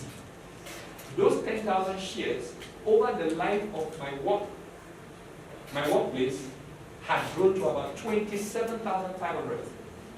So I was able to sell the profit on the 10,000 to be able to pay the rent. So you see now, I didn't make money, but I paid money for the money I didn't make during that time. Then boom, one day I was praying. January, I was praying. And as I was praying, I was reading this book, The Unlimited Power of Faith. And as I was praying, I just stopped like this because my Moro taught me that if you pray for 30 minutes, sit down and meditate for 1 hour. If you pray for 30 minutes, double it to meditate. So in meditation, I had one statement: I cannot enlarge the coast of a man with limited understanding. You see, the instructions you get in moments of encounter, they are swords for you. Are we together? And that day did not finish. I got a call from somebody. He said, go to so company. They want to do a training for their staff. They have not done it before. Guess what? During the time when there was no customer, I had prepared a training for a corporate organization and kept it. See, if you don't have what to sell, prepare yourself so that opportunity is a bonus. Are we together? Yes. So that day, as they gave me the call, I went to that office. And it was an oil company. So when I got there, I sat down with them. What do you want to do? I already had a package to sell. Are we together? So within 30 minutes, I walked out of that office with a check of for the first bank check of 400,000 naira for an 8-hour session for 800K. Within 30 minutes, they say, so what's your payment plan? I say, you pay me 15% before anything happens. While the customers were not coming, I was reading, writing, developing products for when the customer will come.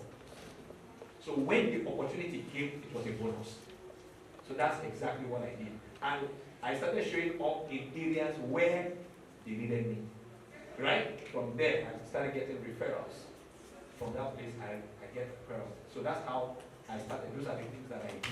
It's better you have two customers that will not give you issues now, but to have 50 that also stress you. So, my question is directly to Mr. Fulani. How do we maintain customers? The first time that Bentley was launched, it was oversubscribed, even before advertisement. Why? Because it selects the kind of customers that they want. There's a strategy in marketing, direct response marketing, that is called the dog whistle approach. Right? The dog whistle approach is like when you know that you're calling the dog.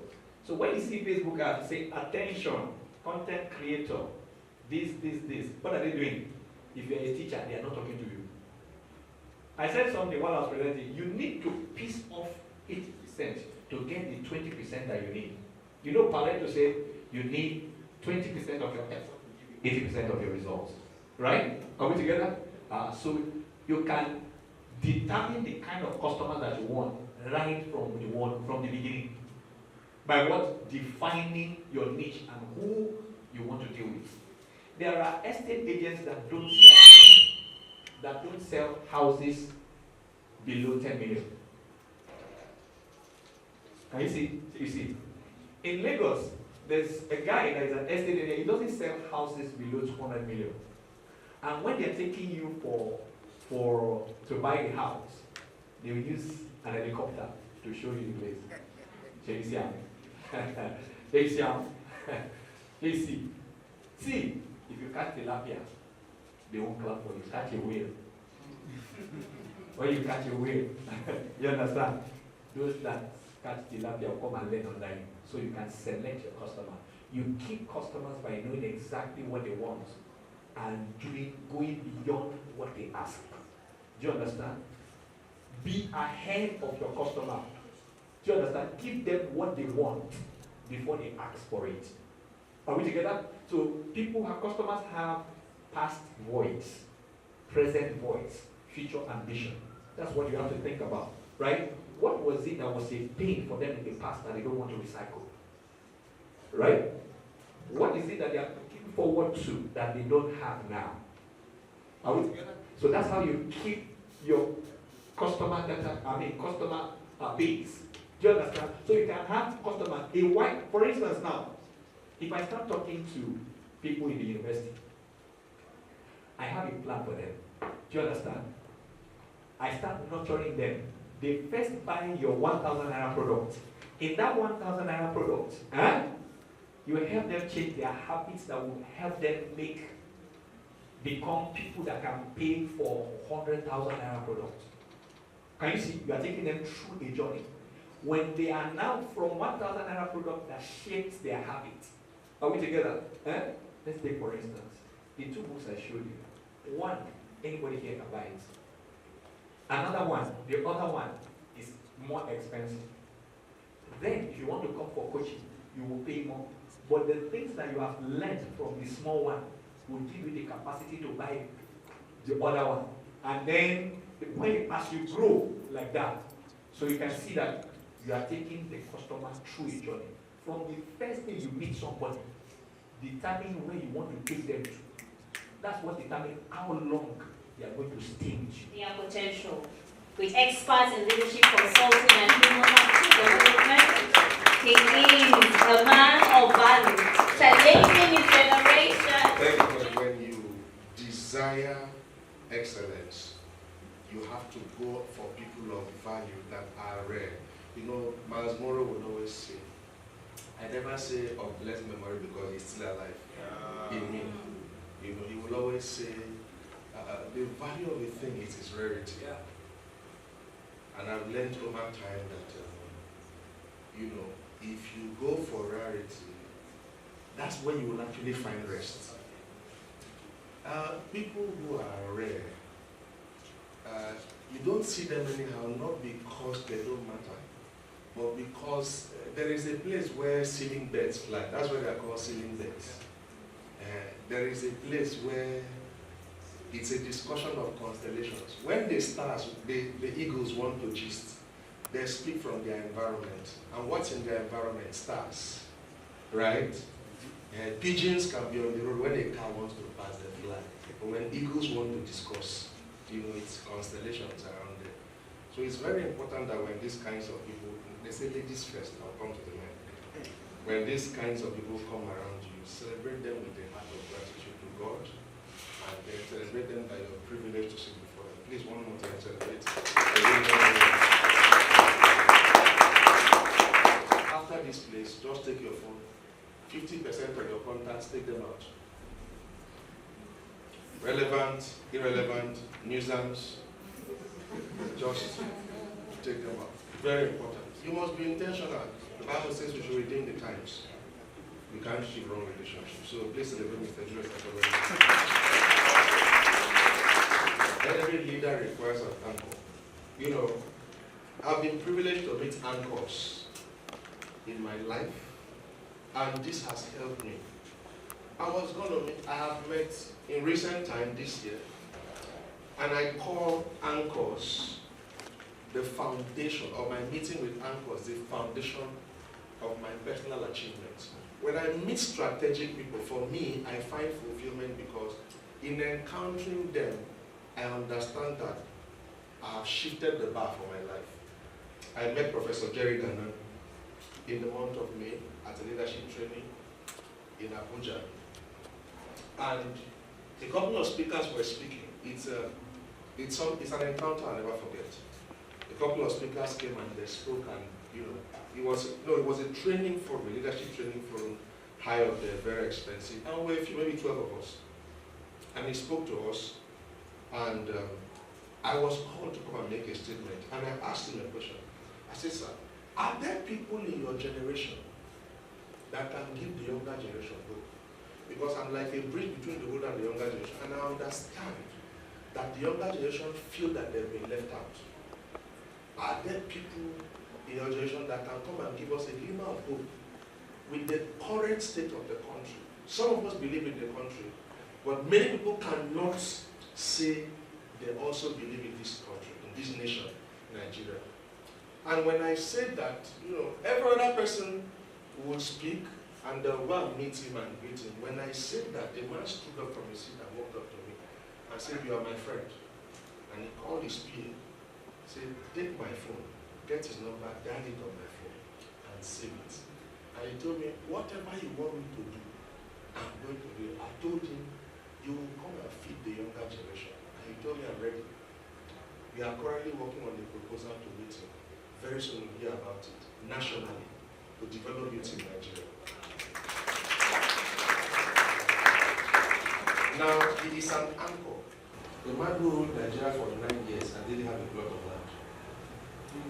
The CBN governor called him then and said, "There's so much money in Nigeria, we don't know what to do with it." It's on record that that's when the oil boom in Nigeria started during his regime. And he said, "Take the money and begin to develop the city." That's how they began to build all these roads. And here, including this one, they began to build a lot of roads around the country. He didn't have a plot of land. He said, "My conscience will not allow me to steal." Now, when he came out of there, they posed an allegation against him that he stole money. Now, the committee, the panel that was set to investigate the matter, I'll give you a first-hand information. When they eventually found that he didn't have any money anywhere, they were convicted. They contributed money and bought it and built the house. We need anchors. We need anchors. I believe in integrity. We need anchors. The thing about anchors is that they are custodians of heritages. They make your journey easy. When you see some kind of people, your hope that you can become all that you're meant to be, as you connect with those people, your hope is increased, your faith is boosted.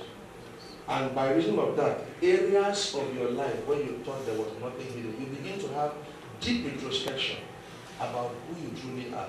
And then you begin to discover hidden capacities and capabilities within you. So every leader requires an anchor. What is the wisdom key for this? Intentionality and focus. These are the two keys. Intentionality and focus for that which is to draw.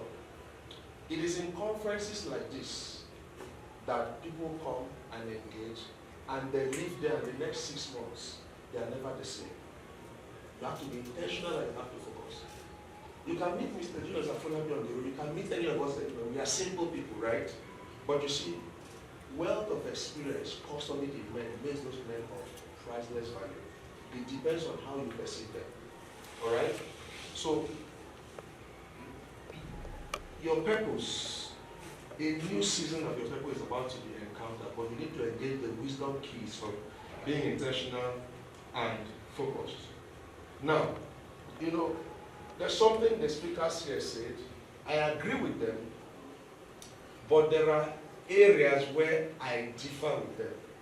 Not everything is in a linear progression. Are you with me? In other words, you may plan every step. We talk about goal setting, planning, and all that. Those things are good, they are fine. But there are instances where there has to be higher plans being superimposed over previous plans. Otherwise, you get stuck in tradition. And when you get stuck in tradition, you become the keeper of the keys of your own prison. Are you with me? I'll say something to you, and I want to challenge you here today. Listen, clear engagement, and trying to see how they can put things in place to give perseverance the good life, so to speak. I don't want you to be impressed. Don't be impressed. It is said that the previous government took us years back, right? It depends on how you see it. That you're supposed to think far, aspire far, and develop far enough such that we are trying to bridge the gap of several years. Are you with me? Pay attention, because Sometimes, people just get excited. Oh, yes, it's good to get excited. And honor them and keep praying for them.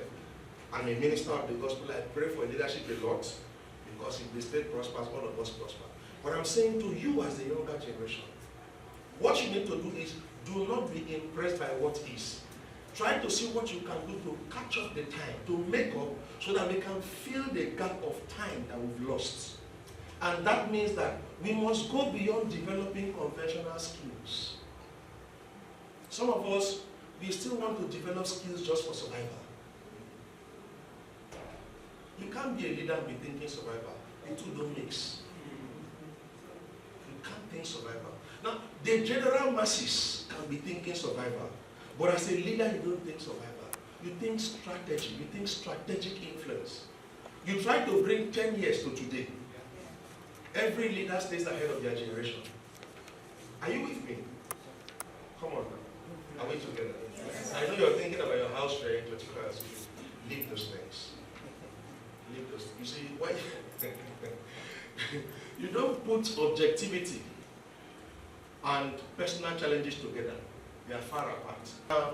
He only teaches PhD students. But PhD students are what to work for him. He only supervises. He said they cannot take it. So the things he tells me in the secret, he goes to the classroom where they pay school fees. And he's saying they cannot take it, so he cannot tell them some things. But he tells me those things in secret.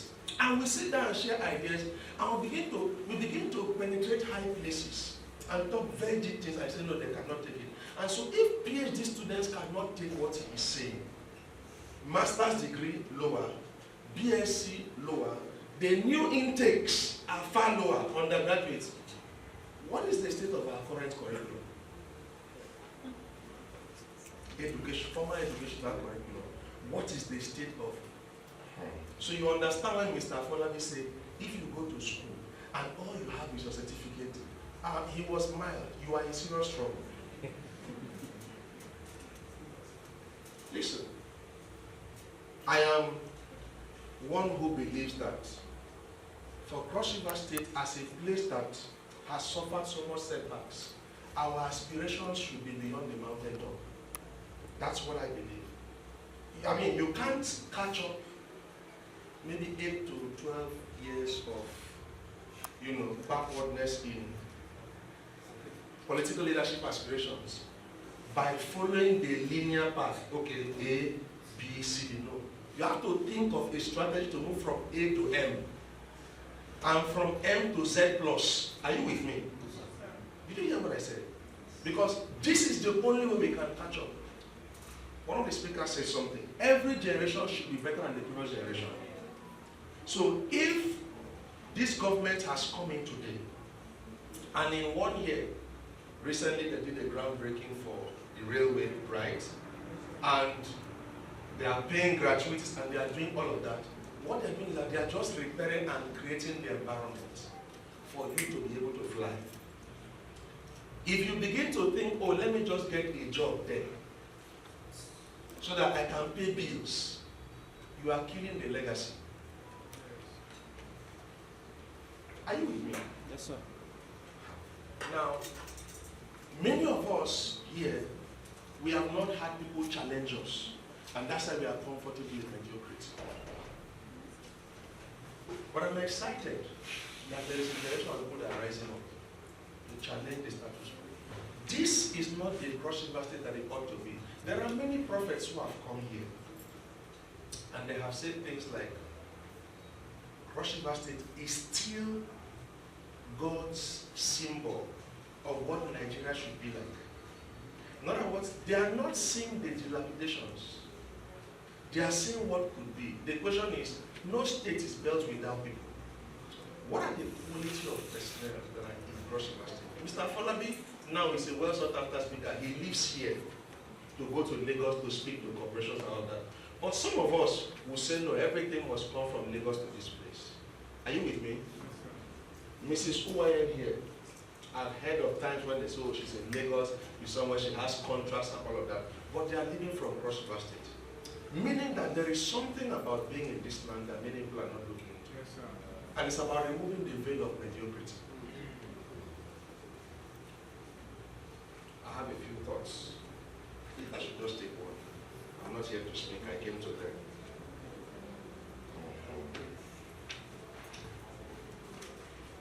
Excessive indulgence in pleasure orientations at the expense of constructive and productive deliberations clog the wheels, clog the conduits of your mental transmissions. Listen, if you are given to pleasure 80% and given to productivity and hard work 20%, what happens is that whatever you conceive here, when you want to begin to transmit them, there will be blockages. I'm saying this because you are the carnival generation. To invite our full speaker for the conference. He is a man that we would say the youth would run to. I'm talking about no other than the Honorable Commissioner of Youth Development and Skill Acquisition across the state, Barrister Odurijo Okam. Please welcome on stage the Honorable Commissioner. My job here is simple. You know, as a lawyer, people say we talk too much. And today I'll try not to talk too much so that the part of the lecture I'm supposed to take will sink down. Because like they say, not all the time that a sweet song is a long song. And so you just have to pay rapt attention. If you have your pen and paper, you can take notes. And I think the topic that was assigned to me is entrepreneurship, the relationship between networking, collaboration, and success. So I think we'll start by, I'll do a little bit like a synopsis before I go into the main theme for the, as entrepreneurs, we are often told that success is solely dependent on our individual efforts.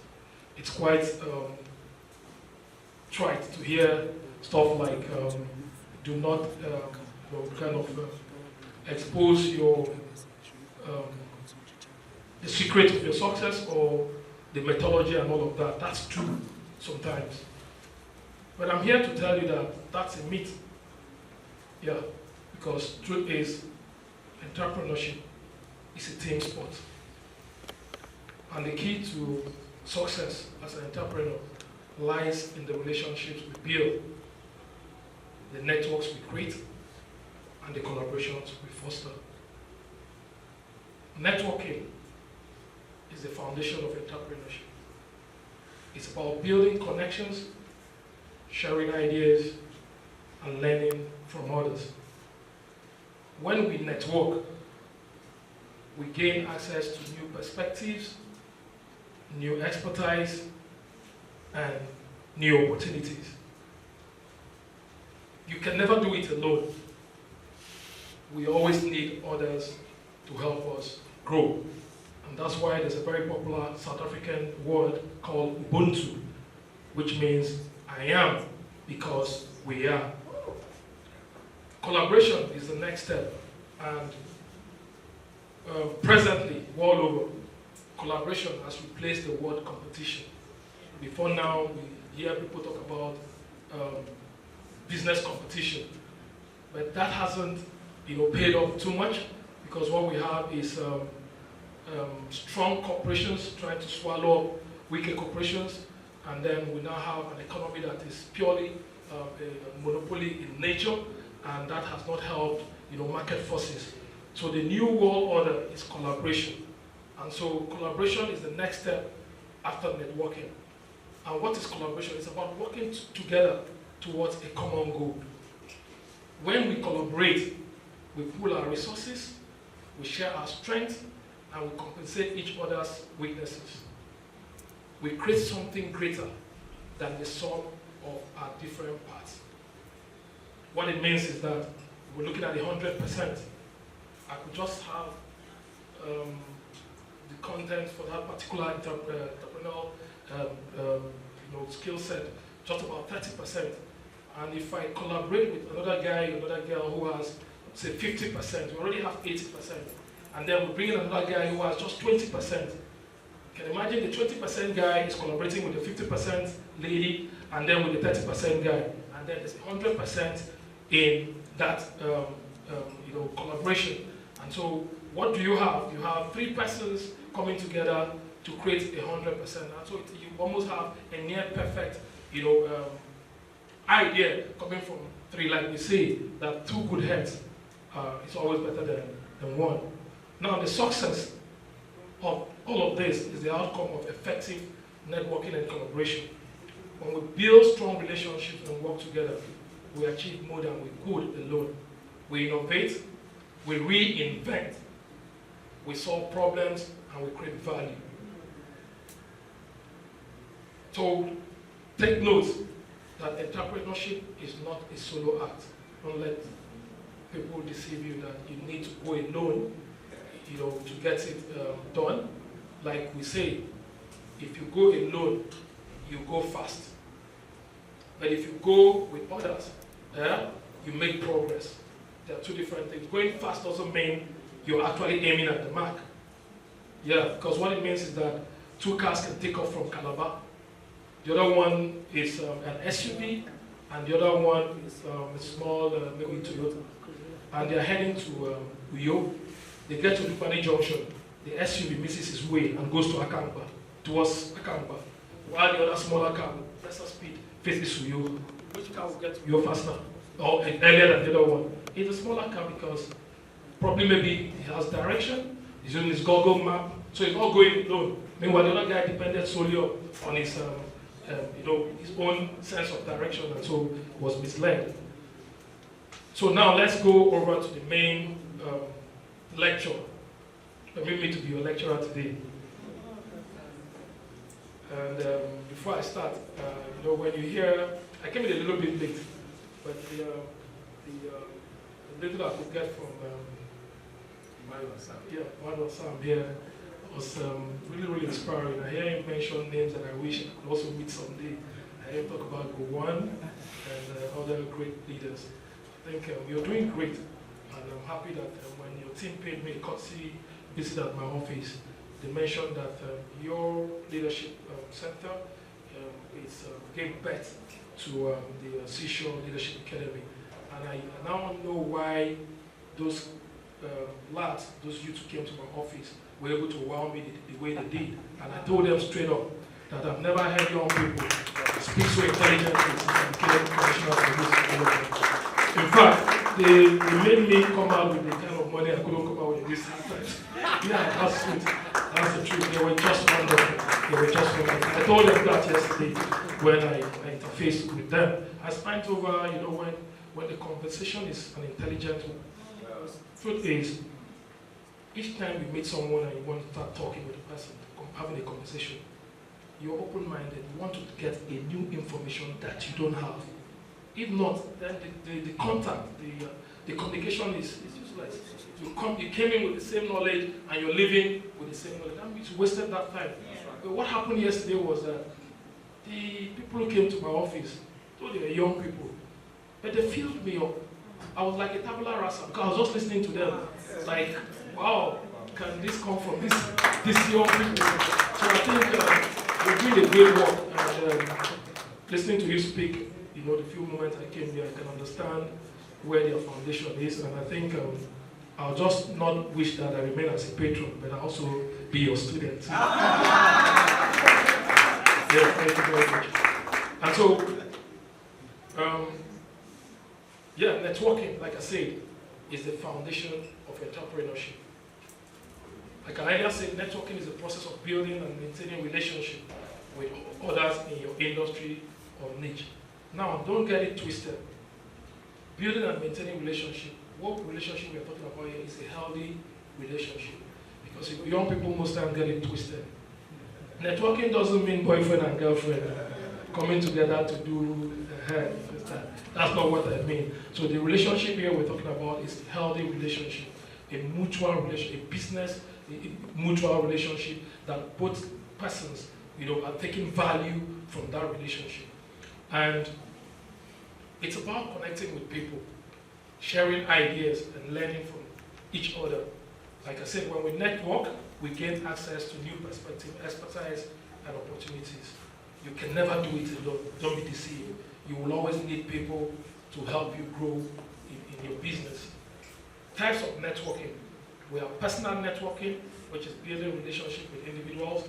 I don't think that's what we're talking about here.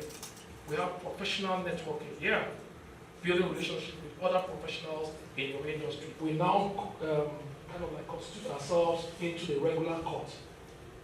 So you have the team against the team for, and then the judges.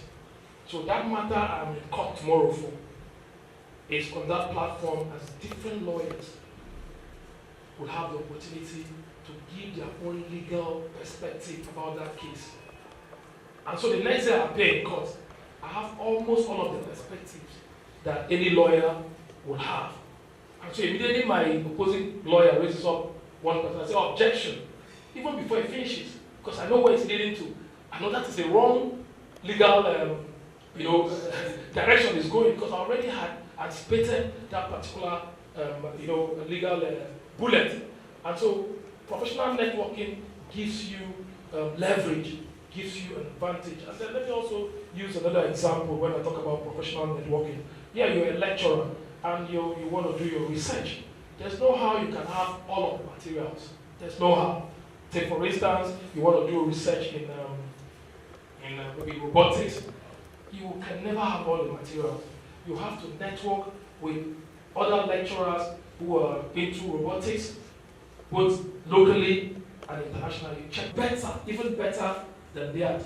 But there's something you need to understand so that I don't mislead you.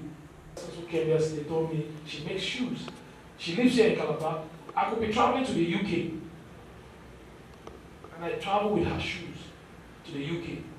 And while wearing her shoes, somebody in the UK says, I love these shoes. How did you get them? I say, somebody makes them in Calabar. What happens next? There are orders made. And so she's right here in Calabar, and somebody's ordering her shoe from the UK. She never did that advert herself. That is what networking does.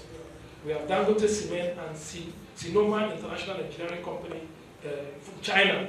They partnered for cement production. So when you hear Dangote, you don't know that there's another company that has made Dangote what it is in cement. So that's the collaboration we're talking about. We have MTN Nigeria and Ericsson Sweden, NNPC, and Total Energy France, joint venture for oil exploration and production. We have Guarantee Trust Bank and MasterCard USA, partnership for digital payment solutions. And then you have InterSwitch and Visa, collaboration for electronic payment. I think this one, almost all of us have ATM cards.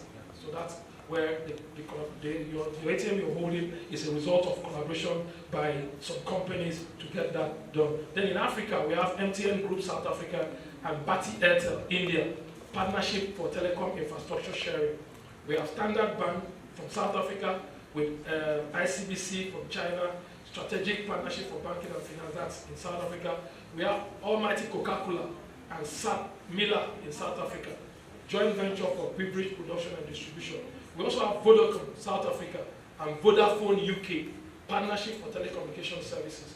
Africa Finance Corporation and China Development Bank, collaboration for agricultural infrastructure financing. Then globally, we all know about Apple, USA, and Samsung, South Korea, partnership for smartphone component supply. So I'm using an iPhone. It's a collaboration between Apple and Samsung. At least that you know that now today. You also have Microsoft USA and Nokia Finland, collaboration for mobile device production. You have Google, which all of us here, we use that as our search engine. Google USA and Facebook USA, partnership for digital advertising. And we have Amazon USA and Alibaba Group, China, collaboration for e-commerce and logistics. We as young people will from today begin to see the need to network and collaborate with each other to see how we can grow our businesses and begin to drive the economic growth of RDS State Cross River, Nigeria, and even globally. Thank you very much.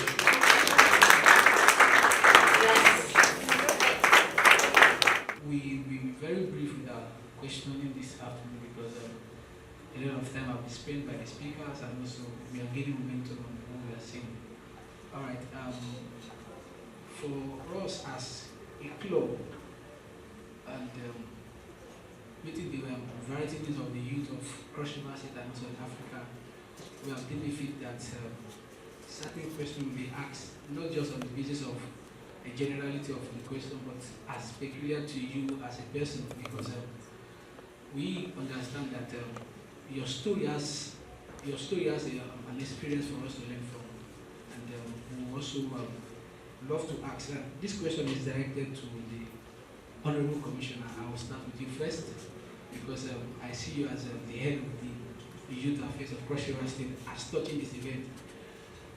I would love to ask Honorable Commissioner, I want to celebrate you as one of the youngest commissioners in that ministry, because over the time in Cross River State, it has been not this kind of commission experience of the youth development.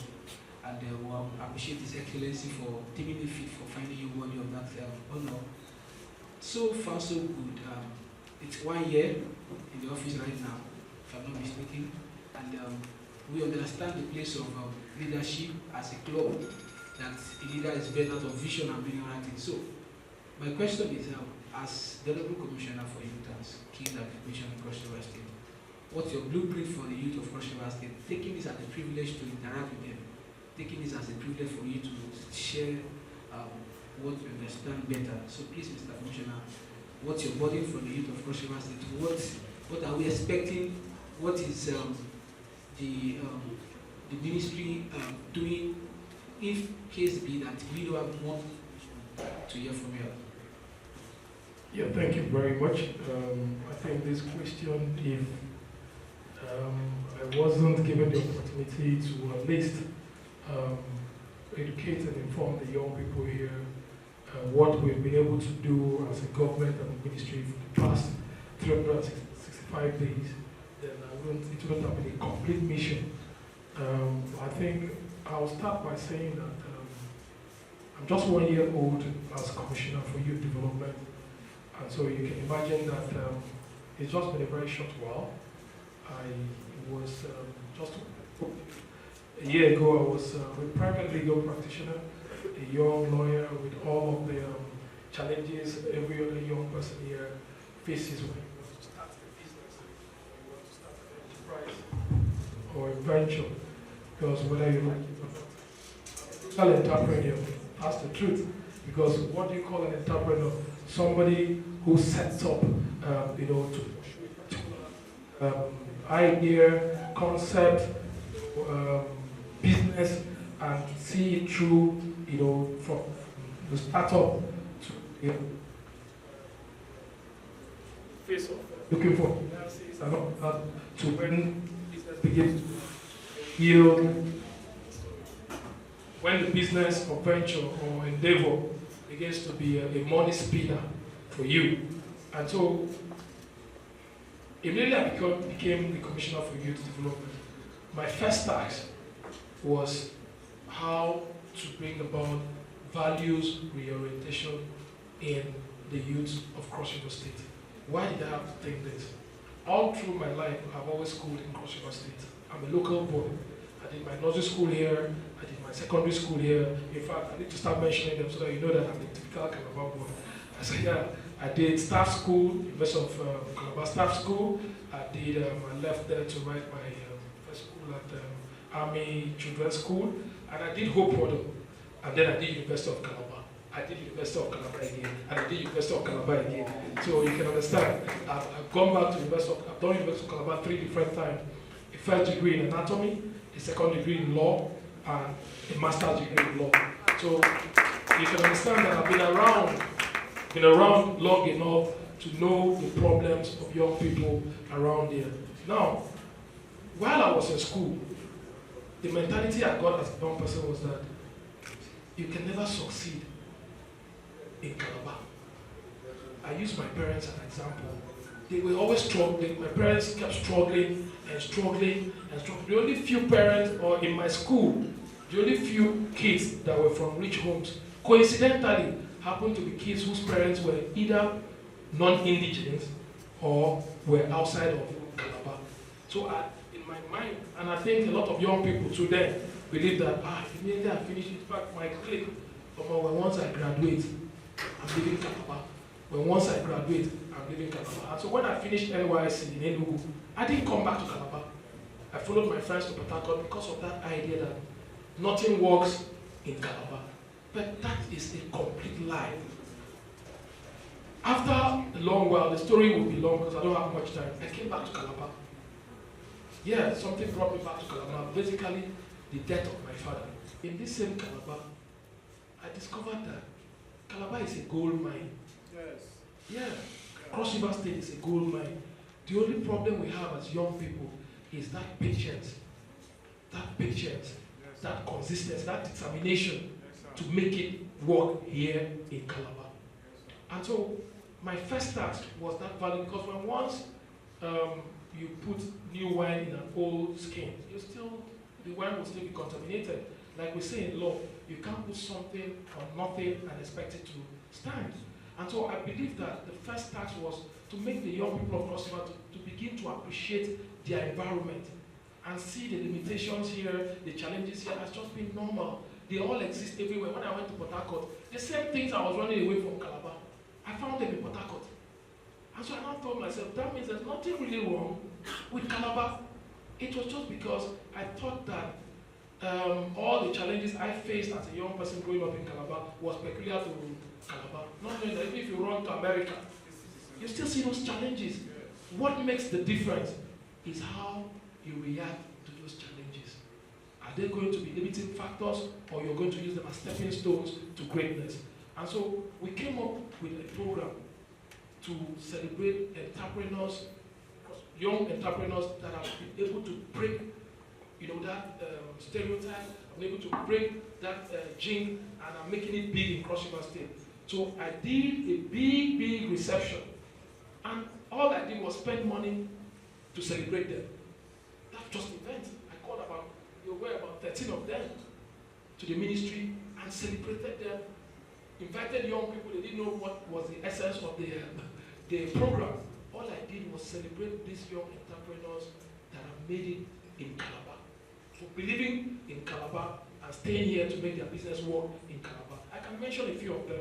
It was one of Nuella Makeovers, a young girl who is doing it big in the makeup industry. I had another person who is into baking big time.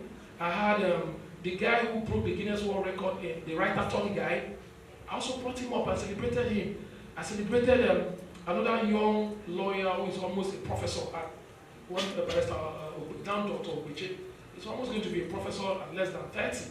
And so I celebrated them to send a message to young people out there that they are celebrities. They don't need to drive flashy cars like the ones we see on social media. But for the fact that they were able to stay strong and stay focused to make it in Calabar, then every other young person can make it happen. And then I also discovered that in Calabar, people don't get certifications, you get employment, and you get startup kits from us. And then we're also collaborating with MEDA and other MSc, development partners, so that we can process these young people for grants, for them to start up big time. And so, as for us in the Ministry of Youth Development, we are just tailored towards making sure that the youth of Cross River State are empowered with skills. Presently, as I speak, there's an online training on AI, robotics, and blockchain management. Ongoing, 50 youths of Cross River State. I have partners all the way in California, Afriteki. You can Google them. Afriteki are doing the online training presently now for 50 youth of Cross River State, free of charge. We have to handle the logistics from the ministry end. And right now I have office for National Youth Investment Fund, student loan, and the NEDC internship program right at the ministry. I had to pay consultants to stay at the ministry to process young people to partake and benefit from those 3 schemes. As of yesterday, we had already enrolled about 3,000 youths under the National Youth Investment Fund. You told us you have or you want to set up. We'll monitor you and make sure you set up that business, monitor you and make sure that money, those funds are applied to that business. And that is what we've been able to do in the past 1 year. I will still have more and more programs for the youth of Cross River State. So just keep following us on all our social media handles so that you get to follow what we're doing. Thank you very much. Thank you very, very much. That was quite insightful. Alright, so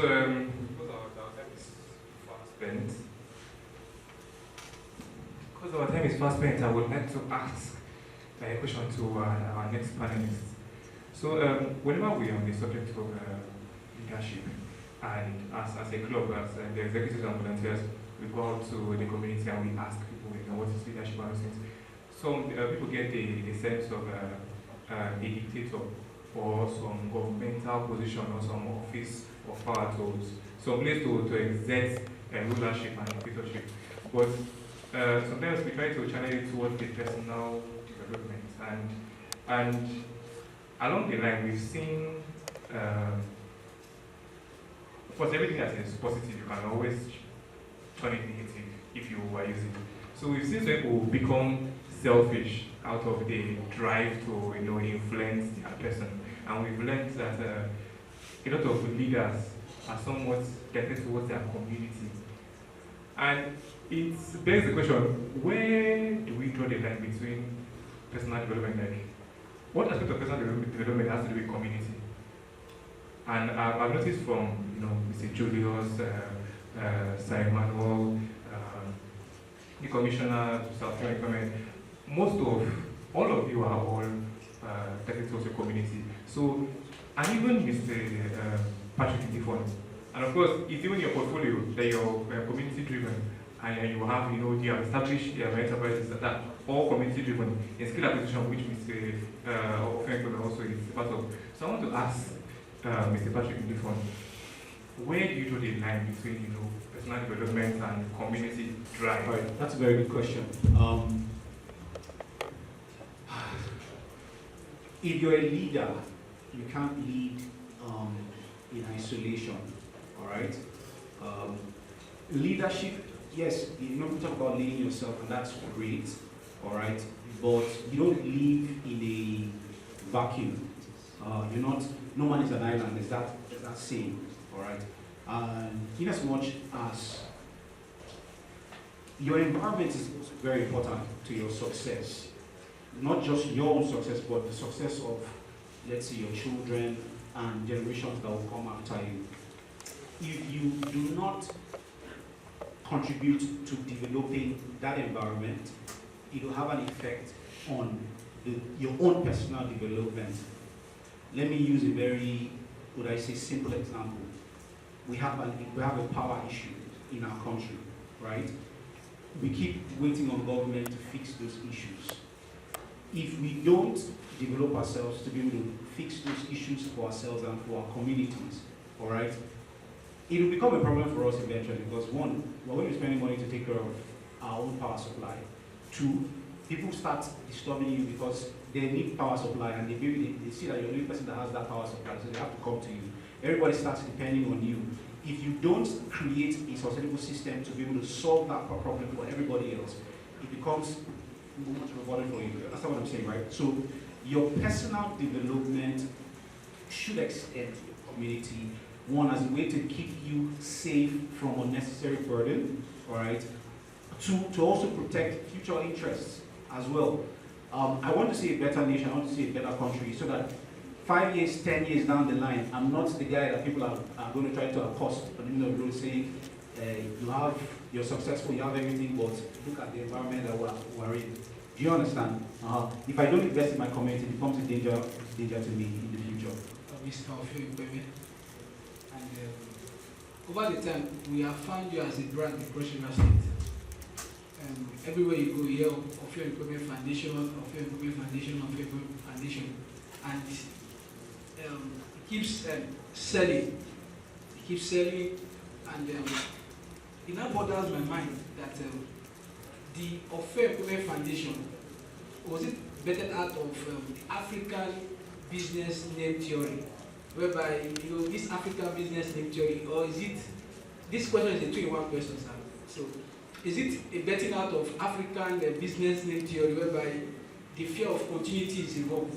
Because your name is Ofe Ekpeme, but your foundation name is now Ofe Ekpeme Foundation, meaning that the business has a name of Ofe Ekpeme, and the continuity of the business lies in the hands of the payments or the Ophions. So my question number one is foundation vetted out of the African business name theory, whereby if you're an African man wants to have maybe a business, a company, I want to have this business thrive, and whereas we have somebody else again that will fit in to lead your establishment later on. But because for the fact that the person is not involved with that family, is cut out of the continuity of that business. So that's question number one. That is the business, the foundation better out of that African theory. All right. Okay. The next one is over the years, our family involved in the youth sector of Cross River State, and we have found it somehow so credible that some of your kind are out of the politics sector. Is it that you are not finding it worthy to go into the political sphere? Yes, sir. Just make it brief, sir. A quick one. Of-Ekpeme Foundation is not a business brand. So it's an NGO channel towards training people. So the word Ofio-Ekpeme is not just a name, it's a value-oriented words. Ofio-Ekpeme. Ofio means the star that shines in the midst of darkness, right? Then Ekpeme is just a complementary name towards the Ofio. And it's a value-oriented name. So the foundation is just an initiative to help young people. So the foundation is not a business. I own 11 businesses working in Calabar, and I've employed over 50 persons in Calabar. Now, the names of those businesses are not loud. Commissioner was, he unveiled my last business place, the Decent Ladies Car Wash, the only female car wash in Calabar. I had that commissioner came, and it's not with my name. Decent Ladies, is it my name? No. So I have a lot. I have a boat. I have over 5 boats, vehicles driving in Calabar with a different name. And then people, young boys are with the cars, making money for themselves and also making money for me, of course. And then we have a lot of businesses. The brand of ReINVENT Foundation is an initiative to train young persons through vocational skills and also leave a mark in leadership. On every, I think last 2 weeks we had the youth entrepreneurs, young persons in entrepreneurship. We had a summit for them. Patrick Biffon was among. He was part of the speakers. Tomorrow, which is Saturday, we'll be having the Teenagers Leadership Summit for young teenagers in Cross River State at large. And this is just an initiative where once we bring up stuff, we implement it through the NGO. So it's not something where we want to pass it as a generational property or inheritance to other people. So when you come to my foundation, I do not say I am the executive director. I say we are the owners of ReINVENT Foundation. We have over 20 young persons who are volunteers. So we together work in the foundation and make it work out very well. And then for the second one, you say you see my name everywhere. I would love you to listen to this. You see me everywhere, and then if I'm not intending, right? So let me correct that impression. 4 years ago, I contested for House of Assembly at the age of 24. I'm 28 years. I think this is my first time. Okay, this is the score. I'll be declaring my age. I'm 28 years old. I got married at the age of 25. I contested when I was 24 for House of. I was the youngest. I'm contesting for the party chairmanship in this local government election. I think this is just a blow. Now, it is not because I am longing to be seen. It is because I have a value that I can give out and let people benefit from the value, right? Leadership is not politics. It's not till you're elected. When I contested, I lost, right? I didn't even contest in a big party. I lost. I did not go back home. I was constantly giving out value on a daily basis. Even today, as I'm leaving here, I'm going somewhere to give value. Tomorrow, whether or not I win, winning is just a platform for you to serve. But if you're not giving that platform, create the platform for yourself. I've been in 10 states currently, creating platforms, training people. I am one of the youngest mentors in entrepreneurship in the whole of Nigeria, where I mentor over 50 young entrepreneurs in every state. I move from one state. Next week, we are going to Ebonyi State. From there, we are going to Enugu. I have the drive to visit all the states this year just because of this platform I've created for myself. So this is the drive, and it continues. Sorry, let me quickly initiators name. You have Dangote Foundation, you have Tony Illuminati Foundation, you have the Bill Gates Foundation, you have the Elon Musk Foundation, you have Mark Zuckerberg Foundation, then footballers. You have Kanu Nwankwo Foundation, you have JJ Okocha Foundation. Now, the idea behind this identity most times is to draw funding. That's the idea, because I've been behind the establishment of a lot of foundations as a lawyer, and the major reason they maintain that their name, their identity is for funding. Because, for example, J.J. Okocha's foundation, you know that a lot of his fellow footballers will key in. Now, during the formation of this foundation, I know that's the same thing he has done. It's a corporate entity, and the corporate entity has a team. So when he's going to do his registration, he will be asked to come up with a team. And I can bet you that if he wants to unveil the team behind Offiong Ikpeme Foundation, you have non-family members as part of the team that own Offiong Ikpeme Foundation. And just like the Dangote Foundation today, if you go look at the documents that they tendered to establish Dangote Foundation, you have persons who are not even members of Dangote family as part of that foundation. Same thing with the Lumelu Foundation. So what it means is that even if, God forbid, Dangote decides to pull out from Dangote Foundation, that foundation will continue because it is a legal entity on its own. It has corporate identity. And so meaning that even if Offiong Ikpeme today decide not to continue with the foundation, you'll be surprised that the foundation will continue because the foundation has a bank account with signatories, and I'm sure it's not the only signatory. So when it pulls out, all they need to do, the board of directors will go back, apply to the bank, and say Offiong Ikpeme is no more part of us. If they decide to change the name, fine. If they still want to maintain the name, fine. So I think that issue of using personal names to set up foundation is just because of the identity, to create identity, but not necessarily to... Again, that was insightful. But then my last question for it is very painful because I wanted to ask you a lot of questions. But my last question will go towards the only lady up here. And the only woman, because sometimes women, they don't like us calling them women per se, but the only woman, because you have gained stature, and of course, the only one in the panel. You have your prowess in the financial sector, and if I want to list them, time will not allow me. So I will try to make this as short as possible. You have a prowess in the financial sector so much that I would want to ask you a financial question, but since it's not a financial summit but a leadership conference, so I want to ask a question that is targeted more towards leadership. We are not new to the conception that the world is a misogynistic environment. It's difficult for women to make it and other things. So it's a thing of joy to myself and many other individuals when we see women that are taking roles of leadership, basically expounding on their own potentials. And of course, you are a very, very key influence in that. And you have, from your experience in the world that we perceive as misogynistic, of course, that's a stereotype, but it's not entirely false. We've seen real life scenarios take place that would suggest that the system is somewhat against women, but of course, with the rise of women taking seats in and controlling positions of leadership, we know that surpassed those limitations, those barriers that also keep you.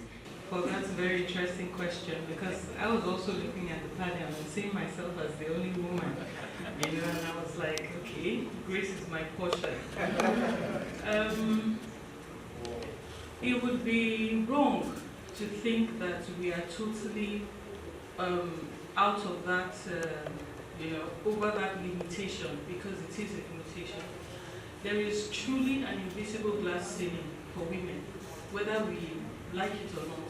It truly exists, because you see a situation where a man and a woman are doing the same thing, but the man is getting paid more. And the question is why? If you go researching this, you will see that this is actually a problem that does exist. But it would be wrong for you to isolate it as, oh, I'm a woman, I'm suffering, woe is me. You take it like you take every other limitation and try to make it into a stepping stone rather than a stumbling block. So what we see is, Nigeria is a really, patriarchal society. So like in the banking sector where I am, you're just now seeing women becoming CEOs of banks. It's like something that would never happen. but we're happy to see it happening now. Now in First Bank, where I work, we have the banks, the women started a network that is called First Women Network. It's about helping to bring women up, so we bonded together and then we help to give ourselves more visibility. Now, if you have a stumbling block, you need to turn it into an advantage to yourself.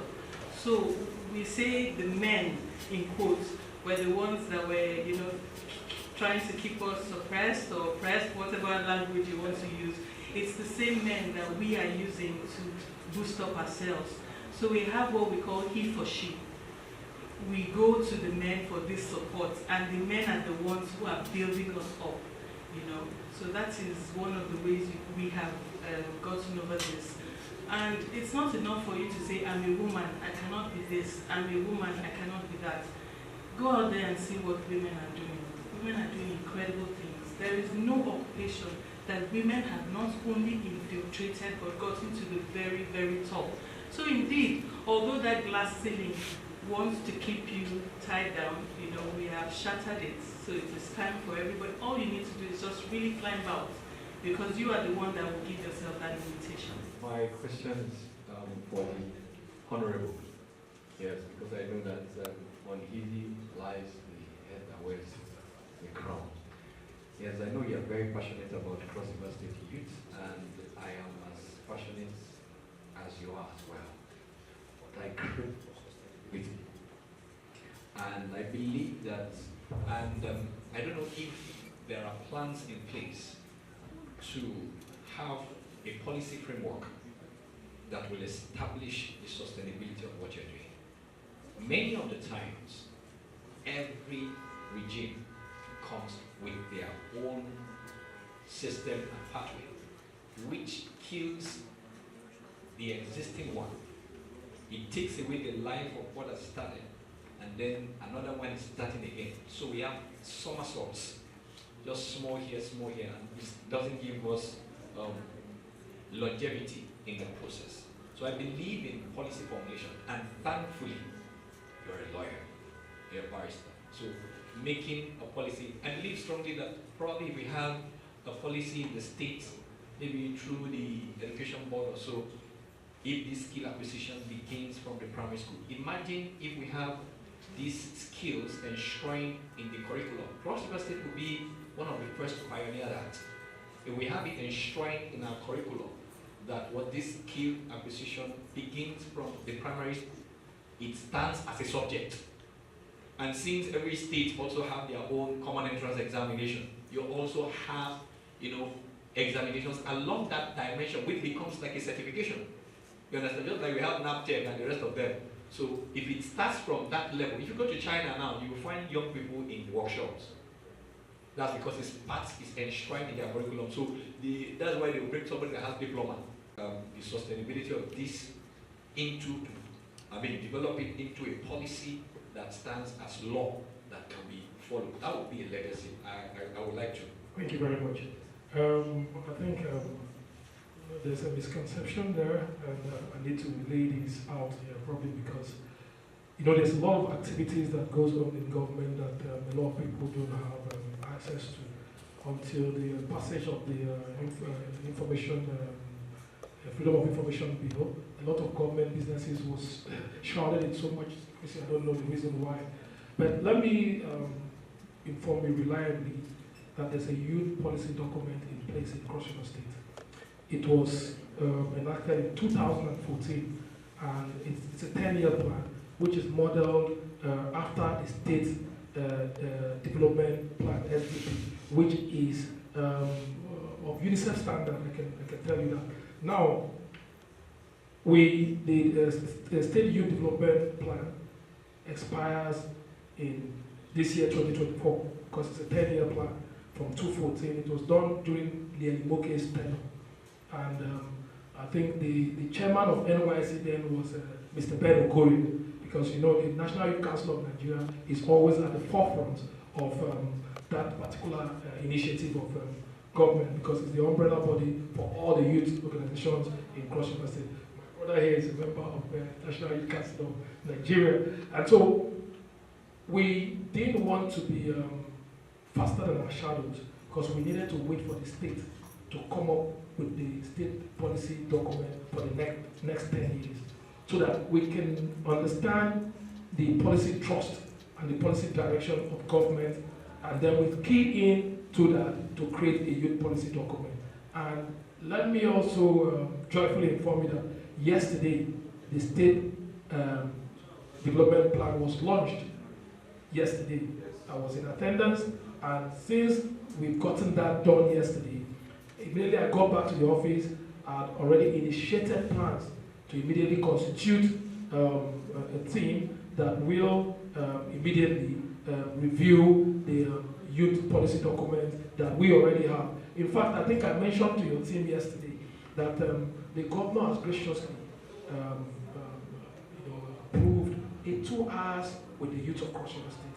And I want to begin that policy, the review of that policy after the meeting with the governor, because the youth of Cross River State will have an opportunity to speak to the governor, ask questions, and get the governor to make some committal statements, which will now make them part of that policy document so that we can hold government responsible to make sure that they carry out those programs. And I told your team yesterday that they are going to be given automatic slots to be in attendance during the 2 hours with His Excellency, which will come up when we start the event marking the International Youth Day, which we have postponed in solidarity with our friends, other youths of Nigeria who are presently, had issues with the protest. Even though Cross River State did not take part in the protest, but the Forum of Commissioners for Youth and Sport in Nigeria, we decided that we should postpone the International Youth Day celebration to in solidarity with the youth of some states who are presently being ravaged by the protest. So I can assure you that in the next few months, Cross River State will have a youth policy document that is reviewed and edited or amended with policies that will tend to address the issues that are plaguing the youth presently. Thank you very much. Mr. Julius knows my husband very well. Oh no, he is. He is. I come home, my kids are here. I come home, and so my son knows that if we're talking of food, or we're talking of house chores, or we're talking of stuff at home, everybody needs to be able to do everything. There's nothing like you're the girl, you're the junior, wash the plates, or you're the senior. It goes down to things as little as that. So you need to have a support. That is the way to manage as a woman. You need to have a support system. So in the house, I know that if I'm not there, my husband is there. If we are not there, the elder kids are there. They will handle business. In the office, it's the same thing. If like right now, I'm here, I'm not in the office, but I know that I have people who are capable of meeting up with whatever it is that works in. I'm the head of my unit. I'm not available right now, but I'm not worried because I know that if anything comes up, people will handle it. So you need to know how to delegate, you need to know how to prioritize, and you need to know how to manage your time. When you start to see your time as money, you will not waste it. Because you can't be walking on the road and throwing 1,000 naira bills. You'll be crazy. Everybody will think you're crazy. You should see your time as money. So if you tell me be here for 10, I will be there for 10. And I expect that, the way I honor my time is the way you will honor it, because my time is money. So that's how I manage it. Thank you.